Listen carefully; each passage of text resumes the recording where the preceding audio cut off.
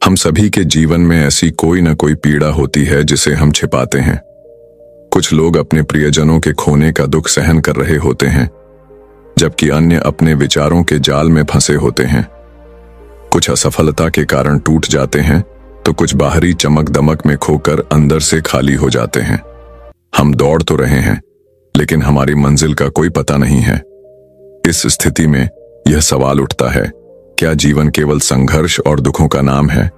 क्या चैन की नींद, संतोष और शांति अब सिर्फ कहानियों तक सीमित रह गई है? इसी सवाल के साथ आज के पात्र अनुग्रह की यात्रा शुरू होती है। यह एक सामान्य युवक है जो जीवन से निराश होकर भगवान बुद्ध की शरण में आता है, और यहीं से शुरू होती है एक आध्यात्मिक यात्रा जो दुख को मिटाकर आत्मा को उज्जवल बना देती है। सिद्धार्थ इंस्पायर्ड चैनल पर आपका स्वागत है। यह कहानी एक युवक अनुग्रह की है, जो न तो राजा है और न संत, बल्कि एक साधारण व्यक्ति है जो अपने जीवन के दुखों से जूझ रहा है। उसने अपने बचपन में केवल संघर्ष ही देखे हैं।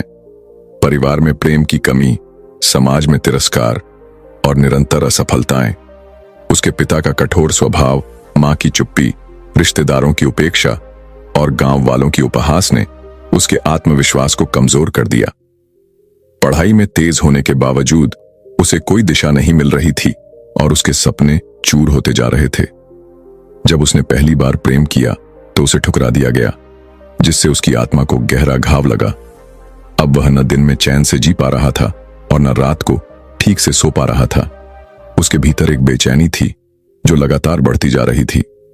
अंततः उसने तय किया कि वह सब कुछ छोड़कर सत्य की तलाश में निकलेगा। गांव वालों ने उसे पागल कहा और मां ने रोते हुए उसे रोकने की कोशिश की, लेकिन अनुग्रह अब किसी की बात सुनने वाला नहीं था। वह उत्तर की ओर चल पड़ा, उस दिशा में जहां उसे उम्मीद थी कि शायद कोई मार्ग मिलेगा जो उसके अंदर के अंधकार को दूर कर सके। यात्रा की शुरुआत कठिन थी। रास्ते में उसने विभिन्न प्रकार के लोगों से मुलाकात की। व्यापारी, साधु, मजदूर, रोगी, अपराधी और थके हुए मुसाफिर। सभी की आंखों में एक ही सवाल था, क्या यही जीवन है? अनुग्रह ने देखा कि वह अकेला नहीं है जो दुखों का सामना कर रहा है। शायद दुख ही इस संसार का सबसे बड़ा सत्य है। एक दिन उसने एक शांत साधु से मुलाकात की। साधु ने उसे सलाह दी कि वह पहले जीवन को देखे और समझे, फिर बुद्ध के पास जाए। साधु ने उसे कई कहानियां सुनाई, जिनमें से पहली कहानी समर्पण के वृक्ष की थी, जो सभी को छाया देता था। यह कहानी अनुग्रह को गहराई से छू गई। दूसरी कहानी किसान सोम की थी, जिसने सूखे के बावजूद हार नहीं मानी और अपनी मेहनत से गांव की आशा बन गया। यह कहानी धैर्य और निरंतर प्रयास के महत्व को दर्शाती थी। फिर एक छोटे लड़के की कहानी आई, जिसने अपने पिता के बिना संघर्ष किया और बड़ा होकर लाल बहादुर शास्त्री बना।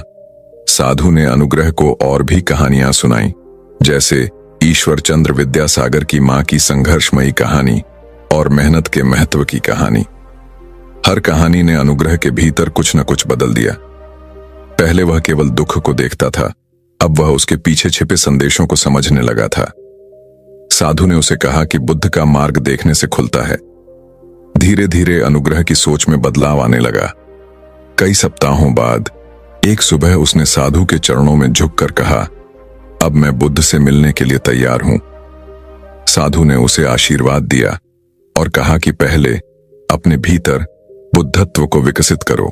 यहीं से उसकी अगली यात्रा शुरू हुई, जो उसे हिमालय की ओर ही नहीं बल्कि अपने भीतर की गहराइयों तक ले जाएगी। अगले भाग में वह संघमित्रा नाम की एक युवती से मिलेगा, जो उसकी यात्रा की दिशा को हमेशा के लिए बदल देगी। जब अनुग्रह ने साधु के चरणों में झुककर कहा कि वह बुद्ध से मिलने के लिए तैयार है, तो उसे यह नहीं पता था कि उसकी यात्रा का सबसे कठिन और परिवर्तनकारी हिस्सा अब शुरू हो रहा है। थका हुआ शरीर लेकिन जागृत आत्मा के साथ अनुग्रह उत्तर की ओर चल पड़ा। पहाड़ों और नदियों के किनारे से गुजरते हुए वह अंततः एक शांत और प्राचीन आश्रम में पहुंचा, जो घने पेड़ों के बीच छिपा हुआ था। यहीं उसे अपनी पहली परीक्षा और एक साथी संघमित्रा मिलेगी, जो उसके जीवन और आंतरिक संसार को बदल देगी। इस आश्रम में भिक्षु गहन ध्यान में लीन रहते थे और वहां बोलने की अनुमति नहीं थी। सबका नियम था मौन, ध्यान और सेवा। अनुग्रह ने वहां रहने की अनुमति मांगी और एक वृद्ध भिक्षु ने कहा, यदि तुम सच में अपनी आंतरिक यात्रा शुरू करना चाहते हो तो तुम्हें पहले खुद से लड़ना होगा। यहां उसकी मुलाकात संघमित्रा से हुई, जो वर्षों से साधना कर रही थी। उसने न तो अधिक प्रश्न किए न ही परिचय दिया, लेकिन उसकी आंखों में एक अनुभव और स्थिरता थी जिसने अनुग्रह को आकर्षित किया। पहले कुछ दिन मौन में बीते और दोनों की उपस्थिति एक दूसरे के लिए अपरिचित होते हुए भी परिचित थी। एक दिन जब आश्रम में सभी सेवा में लगे थे, अनुग्रह ने देखा कि संघमित्रा एक घायल पक्षी की देखभाल कर रही थी। उसकी कोमलता और समर्पण ने अनुग्रह को भावुक कर दिया और उसने समझा कि करुणा केवल भावना नहीं बल्कि एक क्रिया है।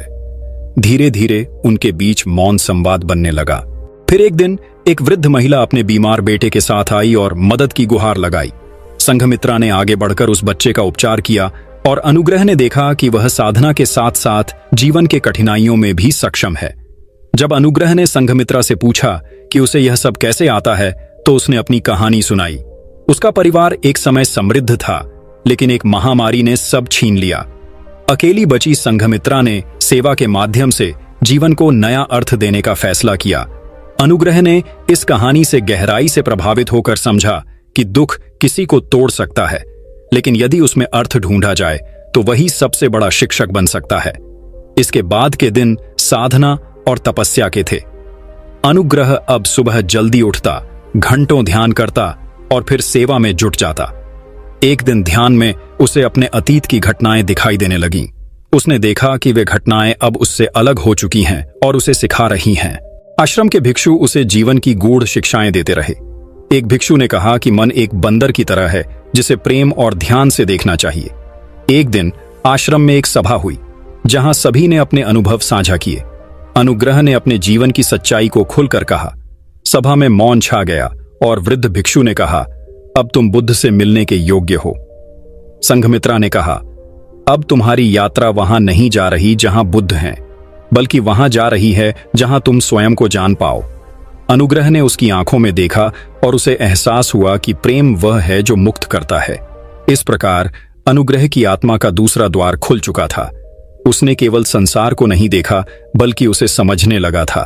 अब उसकी यात्रा का अगला चरण शुरू होने वाला था, जहां उसे अपनी अंतिम परीक्षा देनी थी, त्याग, मृत्यु और निर्वाण की। लेकिन इससे पहले उसे खुद को पूरी तरह समर्पित करना होगा, बुद्ध के चरणों में और अपने भीतर के मौन में। साधना और सेवा के कई महीनों के बाद अनुग्रह पहले जैसा नहीं रहा। अब वह दूसरों की आंखों में उनके दुख को पहचानने लगा था और अपनी आंखों में एक शांति का अनुभव करता था। उसने समझ लिया था कि दुनिया केवल वही नहीं है जो दिखती है। इसके पीछे पीड़ा, मोह, संदेह और भय की परतों के बीच कुछ स्थायी, शांत और पूर्ण भी है। लेकिन यह ज्ञान अभी समाप्त नहीं हुआ था। उसकी आंतरिक यात्रा अभी बाकी थी। एक दिन एक वृद्ध भिक्षु ने उसे एक पत्र दिया जिसमें बुद्ध के एक वरिष्ठ शिष्य का निमंत्रण था। उसे ध्यान गुफा में कुछ समय बिताना था, जहां साधक अंतिम परीक्षा के लिए भेजे जाते थे। यह परीक्षा थी खुद को पूरी तरह से त्याग देना। अनुग्रह ने संघमित्रा से विदा ली, जो एक वियोग नहीं बल्कि एक मौन वचन था कि वह जो भी प्राप्त करेगा उसका उपयोग केवल अपने लिए नहीं बल्कि दुनिया के लिए करेगा। संघमित्रा ने कहा, अब से तुम्हारे साथ जो होगा वह तुम्हारे भीतर का अंतिम संस्कार होगा। तुम्हारा पुराना रूप वहां विलीन हो जाएगा, वही तुम्हारा दूसरा जन्म होगा। ध्यान गुफा पहुंचने पर वहां का वातावरण बहुत अलग था। चारों ओर पूर्ण शांति थी, केवल पक्षियों की आवाजें और कभी कभी हवा का स्पर्श। अनुग्रह को एक एकांत कक्ष दिया गया और केवल एक नियम बताया गया, शब्द नहीं, केवल साक्षी। पहले कुछ दिन उसका मन बहुत विक्षिप्त रहा। पुराने विचार, यादें, दुहूक और आशंकाएं सब एक साथ सामने आईं। उसे लगा जैसे वह फिर से टूट रहा है, लेकिन उसने खुद से भागने के बजाय हर विचार को साक्षी भाव से देखना शुरू किया। एक दिन ध्यान में उसने खुद को एक छोटे बच्चे के रूप में देखा जो पिता के क्रोध से डर रहा था। दूसरे दिन उसने वह दृश्य देखा जब उसकी प्रेमिका ने उसे ठुकरा दिया था। फिर उसने देखा कि कैसे वह बार बार खुद को दोषी मानता रहा, लेकिन अब ये सब उसे तोड़ नहीं रहे थे। वह केवल देख रहा था, बिना प्रतिक्रिया के। यही देखना उसकी मुक्ति बन गया। धीरे धीरे उसका मन शांत हुआ, विचार कम हुए और एक दिन ऐसा आया जब वह कई घंटों तक एक ही मुद्रा में ध्यान में बैठा रहा। जब वह उठा तो उसे लगा कि वह कोई बोझ नहीं उठा रहा है। उसकी सांसें, दृष्टि और हृदय सब हल्के हो गए थे। उसी दिन उसे ध्यान गुफा के मुख्य भिक्षु के पास बुलाया गया। वह एक बहुत वृद्ध व्यक्ति थे जिनकी आंखों में एक विशेष तेज था। भिक्षु ने कहा, वत्स, अब तुम देख चुके हो कि मन क्या है। अब तुम्हें देखना होगा कि जीवन क्या है। तुम्हें मृत्यु के पार जाना होगा। भिक्षु ने उसे एक कठिन साधना दी। 3 दिन तक पूर्ण उपवास, पूर्ण मौन और अंधेरे कक्ष में ध्यान। यह साधना जीवन और मृत्यु के बीच की सीमाओं को मिटाने के लिए थी। अनुग्रह सहम गया, लेकिन उसने स्वीकार किया। 3 दिन अंधकार में बैठना, जब शरीर कांपता हो, मन भ्रमित हो और आत्मा थकी हो, यह आसान नहीं था, लेकिन अनुग्रह ने हार नहीं मानी। दूसरे दिन जब भूख बढ़ी, उसने एक श्लोक दोहराया, यह शरीर मिट्टी है, यह मन एक बादल है, मैं इनसे परे हूं। तीसरे दिन अचानक उसके भीतर एक प्रकाश फूटा। उसने आंखें नहीं खोलीं, लेकिन जैसे किसी ने भीतर जलता दीपक रख दिया हो। उसे अनुभव हुआ कि वह केवल शरीर नहीं है, वह केवल पीड़ा नहीं है, वह चेतना है जो साक्षी है, जो अजर और अमर है। उसने किसी बाहरी प्रकाश को नहीं देखा, लेकिन भीतर का अंधकार मिट गया था। तीसरे दिन के अंत में जब वह बाहर आया तो वहां वही वृद्ध भिक्षु खड़े थे। उन्होंने कहा, अब तुम बुद्ध से मिलने के योग्य हो, लेकिन याद रखना, बुद्ध कोई व्यक्ति नहीं, एक अवस्था है। तुम वहां जाओगे जहां लोग समझते हैं कि बुद्ध मिलेंगे, पर तुम्हें वहां अपने भीतर का बुद्ध मिलेगा। अनुग्रह सिर झुकाकर बाहर निकला, लेकिन अब उसका चलना बदल चुका था। उसके पांवों में थकान नहीं थी, आंखों में प्रश्न नहीं थे और हृदय में कोई शिकायत नहीं थी। वह चल नहीं रहा था, वह प्रवाहित हो रहा था। इस यात्रा का यह अंतिम चरण था। उसे अब सब कुछ त्यागना था, नाम, स्मृति, मोह और यहां तक कि अपने अस्तित्व की पहचान भी। लेकिन अब वह डर नहीं रहा था, क्योंकि उसे एहसास हो चुका था कि आत्मा को मिटाया नहीं जा सकता, केवल उसका अज्ञान मिटाया जा सकता है। अब अनुग्रह के भीतर की यात्रा अपनी पूर्णता की ओर बढ़ रही थी। जो कभी दुख और अस्वीकार से भरा हुआ एक युवक था, वह अब मौन, करुणा और साक्षी भाव से भरा एक साधक बन चुका था। लेकिन अभी एक अंतिम द्वार बाकी था। अब वह अपनी यात्रा के अंतिम चरण में प्रवेश कर रहा था, वहां जहां उसे बुद्ध के साक्षात दर्शन नहीं, बल्कि बुद्धत्व की अनुभूति प्राप्त होनी थी। यह मार्ग अब किसी स्थान की ओर नहीं था, यह यात्रा अब भीतर की उस गहराई की ओर थी जहां आत्मा स्वयं को पहचानती है और सारा संसार एक ही मौन में विलीन हो जाता है। बुद्ध की उपस्थिति के लिए उसे भेजा गया वैशाली के उस शांत वन में, जहां वर्षों पूर्व बुद्ध ने अंतिम उपदेश दिया था। वह स्थान अब एक ध्यान स्थल बन चुका था, जहां गिनती के कुछ साधु और साध्वी बिना किसी प्रचार या आकांक्षा के साधना में लीन रहते थे। अनुग्रह ने जब वहां प्रवेश किया तो एक वृद्ध भिक्षु ने उसका स्वागत मौन के साथ किया। उन्होंने न कोई प्रश्न पूछा, न कोई निर्देश दिया, केवल इतना कहा, तुम यहां केवल रहने नहीं आए हो, तुम यहां स्वयं को खोने आए हो। जो स्वयं को खो देता है वही बुद्ध को पाता है। अनुग्रह अब हर सुबह ध्यान करता और हर शाम वन में एक पेड़ के नीचे बैठकर मौन साधना करता। वहां उसे संघमित्रा की बहुत याद आती, लेकिन अब वह उस स्मृति से बंधा नहीं था। वह जान चुका था कि प्रेम का अर्थ बंधन नहीं, स्वतंत्रता है। संघमित्रा ने जो उसे दिया वह अब उसके हर श्वास में समाहित हो चुका था। अब वह उसे खोजता नहीं, क्योंकि अब वह स्वयं को पा रहा था। एक दिन वह पीपल के एक वृक्ष के नीचे बैठा था और घंटों तक ध्यान में लीन रहा। सहसा उसे लगा कि कोई उसके पास बैठा है। उसने आंखें खोलीं तो कोई नहीं था, लेकिन फिर भी एक उपस्थिति थी, अत्यंत शांत, अत्यंत प्रकाशमय। यह कोई व्यक्ति नहीं था, यह उसकी चेतना का विस्तार था। उसे ऐसा अनुभव हुआ जैसे बुद्ध की सारी शिक्षाएं, सारे वचन एक एक करके उसके भीतर उतर रहे हैं। वह वहां घंटों बैठा रहा, कोई विचार नहीं, कोई इच्छा नहीं, केवल मौन और साक्षी। उसे अनुभव हुआ कि अब वह नहीं रहा जो कभी था। उसका नाम, उसका अतीत, उसके दुख, उसकी कहानियां सब पीछे छूट चुके हैं। अब वह केवल शुद्ध चेतना है। उस रात उसे स्वप्न में बुद्ध दिखाई दिए, लेकिन यह कोई दृश्य अनुभव नहीं था। यह केवल एक अनुभव था कि बुद्ध उसके भीतर हैं, सदैव से थे और सदैव रहेंगे। बुद्ध ने उससे कुछ नहीं कहा, लेकिन उनकी मौन दृष्टि ने एक ही वाक्य कहा, तुम स्वयं वह दीपक बन चुके हो जिसकी खोज में निकले थे, अब लौट जाओ। सुबह वह उठा तो उसका हृदय अत्यंत शांत था। उसकी आंखों से अश्रु बह रहे थे, लेकिन उनमें कोई वेदना नहीं थी, केवल कृतज्ञता थी। उसने अपना संकल्प पूर्ण किया था। वह अब वह नहीं था जो कभी किसी मोह या पीड़ा से भयभीत होता था। वह अब बुद्धत्व को अपने भीतर पहचान चुका था। अनुग्रह वापस संघमित्रा के आश्रम लौटा। वहां सभी उसे देखकर अचंभित हुए, क्योंकि अब उसकी चाल में, उसकी दृष्टि में, उसके मौन में कुछ ऐसा था जो शब्दों से परे था। संघमित्रा ने उसे देखा और एक मुस्कान के साथ सिर झुकाया। कोई बात नहीं हुई, कोई स्पर्श नहीं, कोई औपचारिकता नहीं, केवल मौन का वह क्षण जिसमें दो आत्माएं एक ही सत्य में मिल गईं। अब अनुग्रह आश्रम में युवा साधकों को सिखाने लगा, लेकिन किसी ग्रंथ या प्रवचन से नहीं। वह उन्हें कहानियां सुनाता, ठीक वैसे ही जैसे कभी उस साधु ने उसे सुनाई थी। हर कहानी में वह एक बीज बो देता, त्याग का, प्रेम का, सेवा का, मौन का और अंततः आत्म प्रकाश का। एक दिन एक छोटा बालक उससे पूछ बैठा, गुरुदेव, क्या बुद्ध केवल एक व्यक्ति थे? अनुग्रह ने मुस्कुराकर कहा, बुद्ध एक अनुभव है। जब तुम सब कुछ त्याग कर भी पूर्ण अनुभव करते हो, जब दुख तुम्हें डराता नहीं बल्कि सिखाता है, जब तुम मौन में उतरकर अपने भीतर के प्रकाश को देख पाते हो, तब तुम बुद्ध को पा लेते हो। उस बालक ने पूछा, क्या मैं भी बुद्ध बन सकता हूं? अनुग्रह ने कहा, तुम पहले से ही बुद्ध हो, बस तुमने अभी तक अपनी आंखें बंद रखी हैं। और यहीं से यह कथा एक चक्र की तरह पूर्ण हो जाती है। अनुग्रह जो कभी स्वयं से भागा था, अब उसी स्वयं में ठहर गया है। जो कभी संसार के दुख से टूट गया था, अब उसी संसार में करुणा बनकर बह रहा है। जो कभी बुद्ध को कहीं बाहर खोज रहा था, अब वह हर आत्मा में उसी बुद्धत्व की लौ जला रहा है। यही है निर्वाण का वचन कि तुम जो खोज रहे हो वह तुम हो। दोस्तों, आज की कहानी सिर्फ कहानी नहीं है, ये एक यात्रा है, आत्मा से आत्मा तक। यह उस स्त्री की कथा है जो प्रेम में जली पर घृणा में नहीं पिघली। उस राजा की कथा है जो हार गया लेकिन अंत में खुद को पा गया। और उन पुत्रों की कथा है जो अनाथ होकर भी यथार्थ के उत्तराधिकारी बने।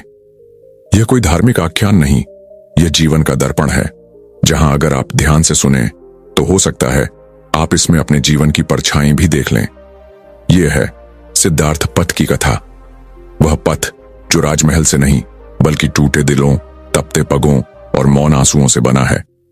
जहां कोई नायक नहीं, कोई खलनायक नहीं, बस लोग हैं जो टूटते हैं, जुड़ते हैं और अंततः प्रकाश बन जाते हैं। अगर आपने कभी किसी अपने को खोया है, अगर आपने कभी खुद से सवाल किया है, मैं कौन हूं, मेरा पथ क्या है, तो भाई बहन, ये कहानी आपके लिए ही है। पूर्व दिशाओं में बसे हिमवर्षा राज्य की सीमा पर स्थित था एक सुंदर और समृद्ध राज्य शांतिपुर, जहां की हवाओं में सर्द बर्फ के थपेड़े नहीं बल्कि धर्म और शांति की शीतलता थी। इस राज्य के राजा थे विक्रम धवल सेन, एक ऐसा नाम जिसे सुनते ही प्रजा की आंखों में सम्मान उतर आता और हृदय नम्र हो जाता। वे केवल एक सम्राट नहीं बल्कि जीवन के नियमों के विद्यार्थी थे। उनका जीवन नीति शास्त्र की पोथियों से नहीं, अनुभव की तपन से निर्मित था। उनके शासन में सुखद दोपहरें थीं, जहां खेतों में बालियां मुस्कुराती थीं और नदियां गुनगुनाती थीं।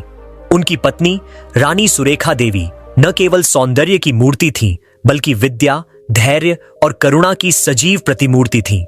उन दोनों के दो पुत्र थे, रत्नेश्वर और देवव्रत। बड़े का हृदय सिंह के समान निडर और छोटे का मन चंद्रमा की तरह निर्मल। शांतिपुर में अन्न, जल, रक्षा, विद्या और न्याय, पांचों मूलभूत तत्वों का अद्भुत संतुलन था। महाराज विक्रमध्वल नित्य प्रातः उठकर नगर भ्रमण करते, अपने लोगों की समस्याएं सुनते और फिर दरबार में बैठकर मंत्रिमंडल के साथ विचार विमर्श करते। उनका नियम था, प्रजा मेरी आत्मा है और राजा उसका सेवक। वे दानशील थे, किंतु उनका दान प्रदर्शन नहीं, तपस्या था। राजकोष से उन्होंने हजारों विद्वानों, विधवाओं, यतीम बच्चों और कृषकों को सहायता दी थी। हर पूर्णिमा को नगर में अन्न, वस्त्र, औषधियों और आभूषणों का भव्य वितरण होता, जिसे स्वयं राजा खड़ा रहकर संपन्न कराते। एक दिन जब राजा विक्रमध्वल सिंहासन पर विराजमान थे और नगरवासियों में वस्त्र वितरण का आदेश दे चुके थे, तभी उन्होंने अपने महामंत्री प्रियव्रत को समीप बुलाया। बोले, प्रियव्रत, आज वस्त्रों का दान हुआ, कल अन्न का होगा, किंतु एक बात है जो मेरी आत्मा को भीतर भीतर कुरेदती रहती है। प्रियव्रत ने हाथ जोड़कर में उत्तर दिया, कृपा कर स्पष्ट करें महाराज। राजा की आंखें क्षितिज की ओर देख रही थीं, जैसे कोई बहुत दूर छुपे द्वार को देख रही हो। फिर बोले, मुझे भगवान ने 2 पुत्र दिए पर कन्या नहीं। क्या यह संभव होगा कि मैं कन्यादान का पुण्य पा सकूं? जब तक कन्यादान न हो, मोक्ष की ओर चलना अधूरा लगता है। प्रियव्रत बोले, महाराज, ईश्वर न्याय करता है। जैसे 2 सूरज की किरणें आपको मिली हैं, वैसे ही समय आएगा जब देवी स्वरूपा कन्या भी आपके घर जन्मेगी। चिंता त्यागें। तभी एक द्वारपाल शीघ्र चलकर अंदर आया और झुककर बोला, राजन, एक सन्यासी पधारे हैं। बहुत ही अद्भुत वेश में हैं। जटाई उनके शरीर को ढक रही है, मुख पर तेज ऐसा कि आंखें टिक न पाएं। उन्होंने कहा है, आपसे भेंट आवश्यक है। राजा मुस्कुराए और उठकर बोले, उन्हें सन्यासी मत कहो, वे स्वयं भगवान हैं। जाकर उन्हें सम्मान पूर्वक अंदर लाओ। कुछ ही क्षणों में एक वयोवृद्ध, विशालकाय, गंभीर नेत्रों वाला तपस्वी रुद्राश्रय दरबार में प्रविष्ट हुए। उनके पास कोई सैनिक, कोई शिष्य नहीं था, लेकिन उनके तेज के आगे पूरी सभा मौन हो गई। राजा ने स्वयं सिंहासन से उतरकर उनके चरणों में दंडवत किया। साधु ने सिर पर हाथ रखकर कहा, अलख निरंजन। राजा ने विनम्र होकर कहा, कहां से पधारे हैं भगवन? मेरा सौभाग्य होगा यदि आपकी कोई सेवा कर सकूं। तपस्वी रुद्राश्रय ने एक क्षण उनकी आंखों में देखा और बोले, मैं यात्रा से लौटा हूं और इस राज्य में बहुत समय से तुम्हारे विषय में सुन रहा था। आज तुमसे मिलने की तीव्र इच्छा हुई, परंतु कोई सेवा तभी ली जाती है जब राजा वचन दे। राजा ने बिना हिचक 3 बार वचन दिया, जो आज्ञा भगवन। तो सुनो, तपस्वी बोले, मैं तुमसे तुम्हारा सब कुछ चाहता हूं, राज्य, सिंहासन, कोष, सेना, महल और वह सब जो तुम्हारा है। सभा में सन्नाटा छा गया। लोग हतप्रभ रह गए, लेकिन राजा की मुखमुद्रा में कोई परिवर्तन नहीं हुआ। उन्होंने अपने हाथ जोड़कर कहा, जो कुछ भी मेरा था वह अब आपका है। मैं केवल एक पात्र था, पात्र अब खाली हुआ। तपस्वी बोले, स्वीकार है, किंतु दान के बाद दक्षिणा आवश्यक होती है। मुझे दक्षिणा में चाहिए। तुम इस राज्य को छोड़ दो, अपनी रानी और पुत्रों सहित। कुछ पल को मौन रहा, फिर राजा ने सिर झुकाकर कहा, मैं दक्षिणा भी अर्पण करता हूं भगवन। और उसी क्षण संध्या की लालिमा में एक राजा राजपाट त्याग कर एक यात्री बन गया। उनके वस्त्र, मुकुट, आभूषण सब हटाए गए। रानी सुरेखा देवी जब यह सुनकर आईं तो उन्होंने कुछ पल पति को देखा, फिर बिना एक शब्द बोले अपने केशों के गहने खोल दिए और मुस्कुराकर बोली, राजन, हम अब आपकी सेवा में नहीं, आपकी यात्रा में सहभागी हैं। जो त्याग आपने किया वही अब मेरा धर्म है। उनके पुत्र रत्नेश्वर और देवव्रत जब आए तो उन्होंने बिना रोए अपने बंधनों को छोड़ने की सहमति दी। देवव्रत, जो अभी 7 वर्ष का था, बोला, पिताजी, हम भी साधु के सेवक बन सकते हैं ना? और रत्नेश्वर ने मां के पल्लू को पकड़कर कहा, मां, हम कहां जाएंगे? रानी ने दोनों को गले लगाकर कहा, जहां हमारा सत्य हो वहीं हमारा घर है। चारों प्राणी, राजा, रानी और उनके दोनों पुत्र नगर से निकल पड़े। दरबार पीछे छूट गया, भीड़ विलाप करने लगी। लेकिन राजा ने प्रजा को समझाया, यह नया राजा है, उसे स्वीकारो। मेरा कर्तव्य पूर्ण हुआ, अब मैं केवल पथिक हूं। और इस प्रकार वे निकल पड़े एक ऐसे मार्ग पर जहां न कोई मंजिल थी, न कोई सहारा, केवल विश्वास था। सत्य पर, धर्म पर और उस अदृश्य ईश्वर पर जो सब देख रहा था। संध्या की रेखाएं आकाश में चुपचाप फैल रही थीं जब राजा विक्रमध्वल सेन, रानी सुरेखा देवी और उनके 2 पुत्र रत्नेश्वर व देवव्रत अपने नगर की अंतिम सीमा को पार कर रहे थे। नगर के द्वार पीछे छूट गए थे और उनके पैरों तले एक ऐसा मार्ग शुरू हो चुका था जो अब तक राजपट रहा करता था, फूलों से सजे, झुकते हुए दरबारी वृक्षों से आच्छादित। और अब वही मार्ग उन्हें एक अपरिचित, कठोर यात्रा की ओर ले जा रहा था, जहां केवल प्रकृति साथ थी और ईश्वर का मौन आदेश। प्रजा विलाप कर रही थी, नगर के बुजुर्ग हाथ उठाकर आशीर्वाद दे रहे थे और स्त्रियां दीप जलाकर उनके पथ को देख रही थीं, जैसे कोई आशिकुल से तपस्वी बनकर निकल रहा हो। विक्रम धवल ने पीछे मुड़कर एक बार भी नहीं देखा। वह जानते थे, जिन्होंने सब कुछ छोड़ दिया उन्हें देखने का अधिकार भी नहीं रहा। रानी सुरेखा ने जब पीछे देखा तब उनकी आंखों में कोई पश्चाताप नहीं था, केवल एक मौन प्रार्थना थी। हे प्रभु, हमें हमारी कर्म भूमि पर दृढ़ रहने की शक्ति देना। बच्चों के हाथों में मां के आंचल का एक सिरा था और आंखों में प्रश्न नहीं बल्कि उत्साह था, जैसे जीवन का नया पाठ पढ़ने निकले हों।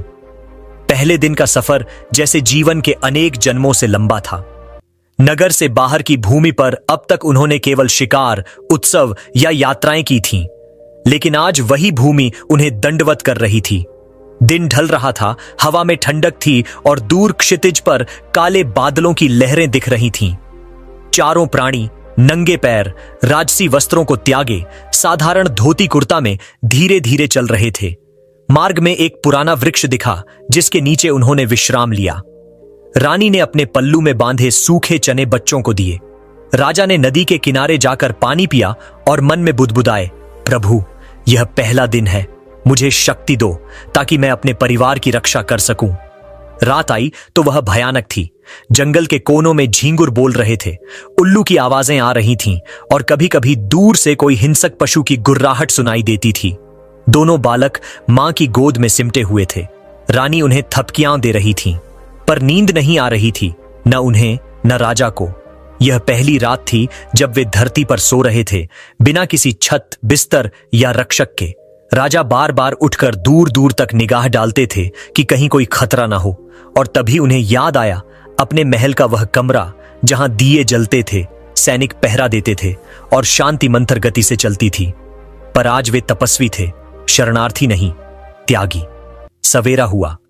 सूरज के पहले प्रकाश के साथ राजा ने प्रार्थना की। रानी उठी और अपने केशों को संवारने लगी, जो अब गहनों से नहीं पसीने और धूल से सज्जित थे। बच्चों ने मां से पूछा, आज कहां जाएंगे? रानी ने कहा, जहां ईश्वर ले जाए। और फिर वे उठ खड़े हुए। नया दिन, नया मार्ग, नई आशा।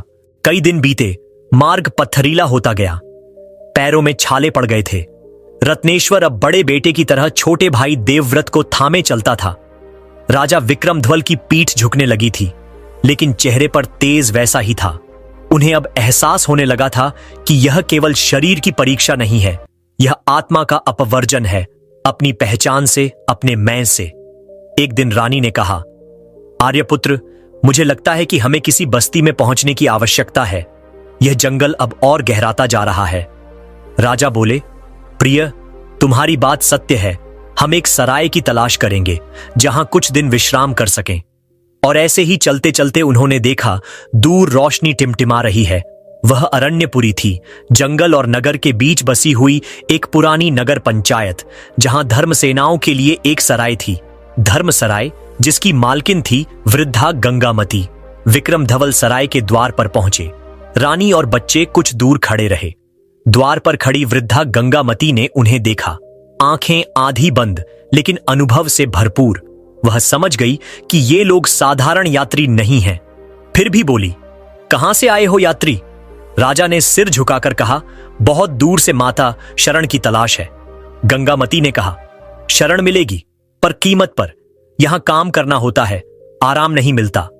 राजा बोले, हमें यही स्वीकार है। और यहीं से आरंभ हुआ एक नई परीक्षा का प्रारंभ। गंगामती ने राजा को जंगल से लकड़ी लाने की नौकरी दी, रानी को रसोई में रखा, बच्चों को गाय चराने की जिम्मेदारी दी गई। राजा ने न झिझकते हुए कुल्हाड़ी थामी, रानी ने आटा गूंथना सीखा और राजकुमारों ने पहली बार गोबर उठाया।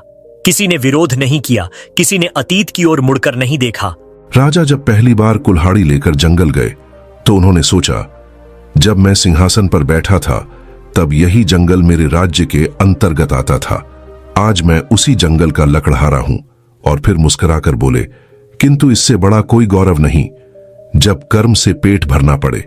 वहीं रानी सुरेखा, जो कभी केवल स्वर्ण पात्रों में भोज करती थीं, अब दूसरों के लिए रोटियां बना रही थीं। पर रसोई की भीनी गंध में उन्हें एक गहरा संतोष मिलने लगा था।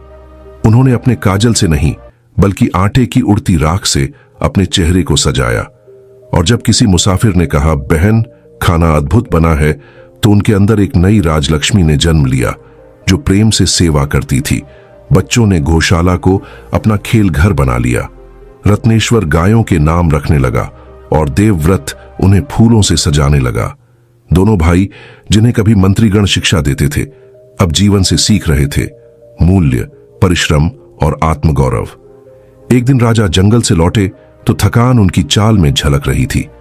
रानी ने उन्हें देखकर कहा, आर्यपुत्र, आप आज अधिक थके लगते हैं।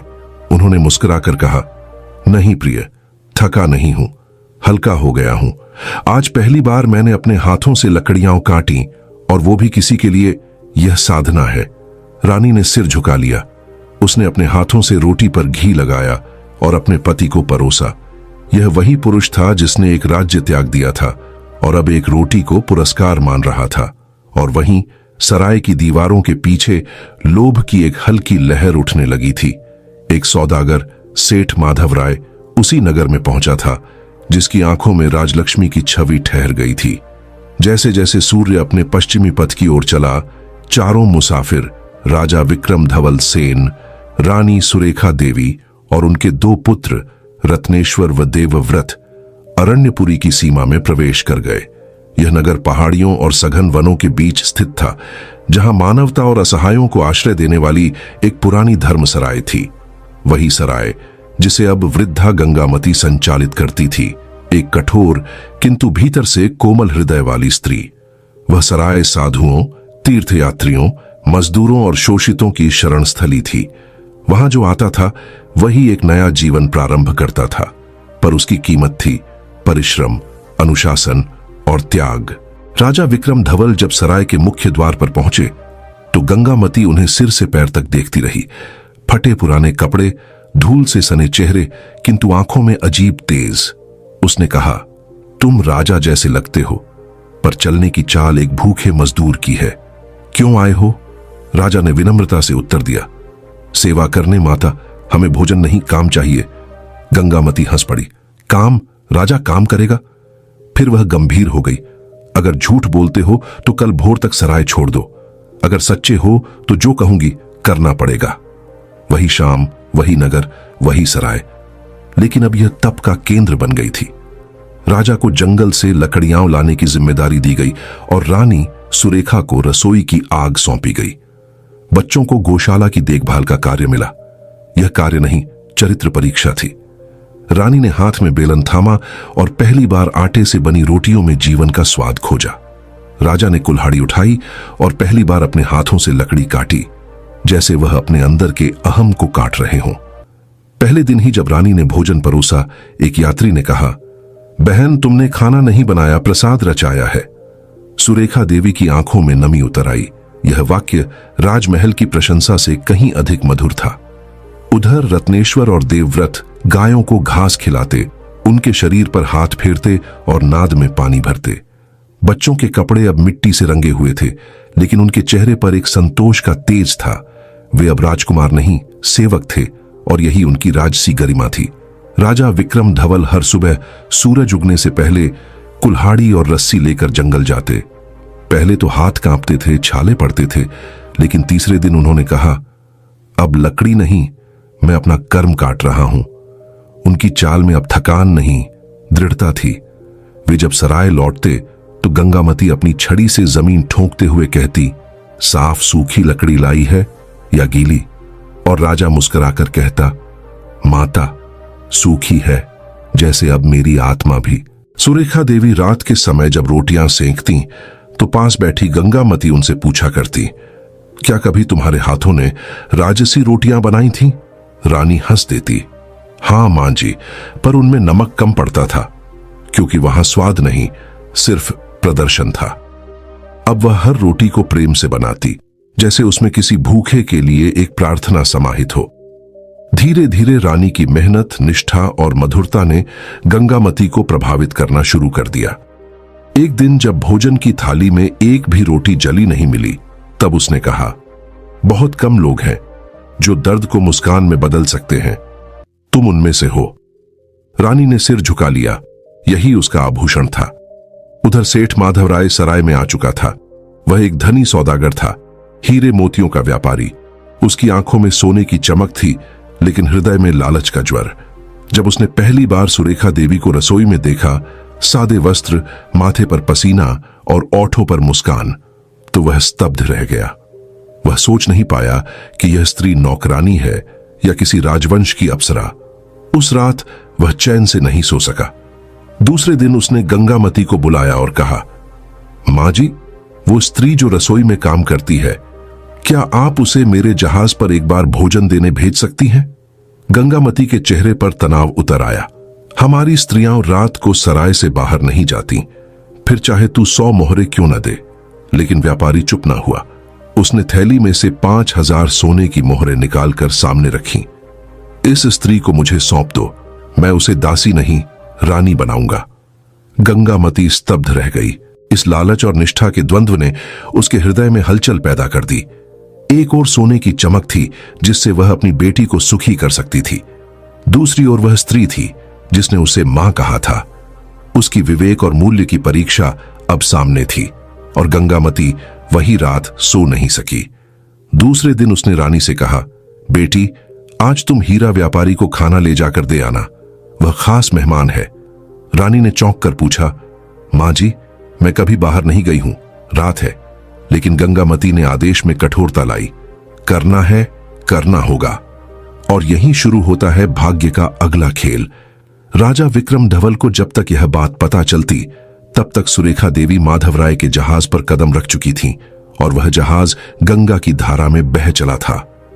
रात्रि की शांति के उस घड़ी में, जब सारे पत्ते स्थिर थे और चंद्रमा अपनी शीतल किरणों से भूमि को ढक रहा था, सराय की सीमा पर एक छोटी नाव धीरे धीरे गंगा की धारा में बहती चली गई।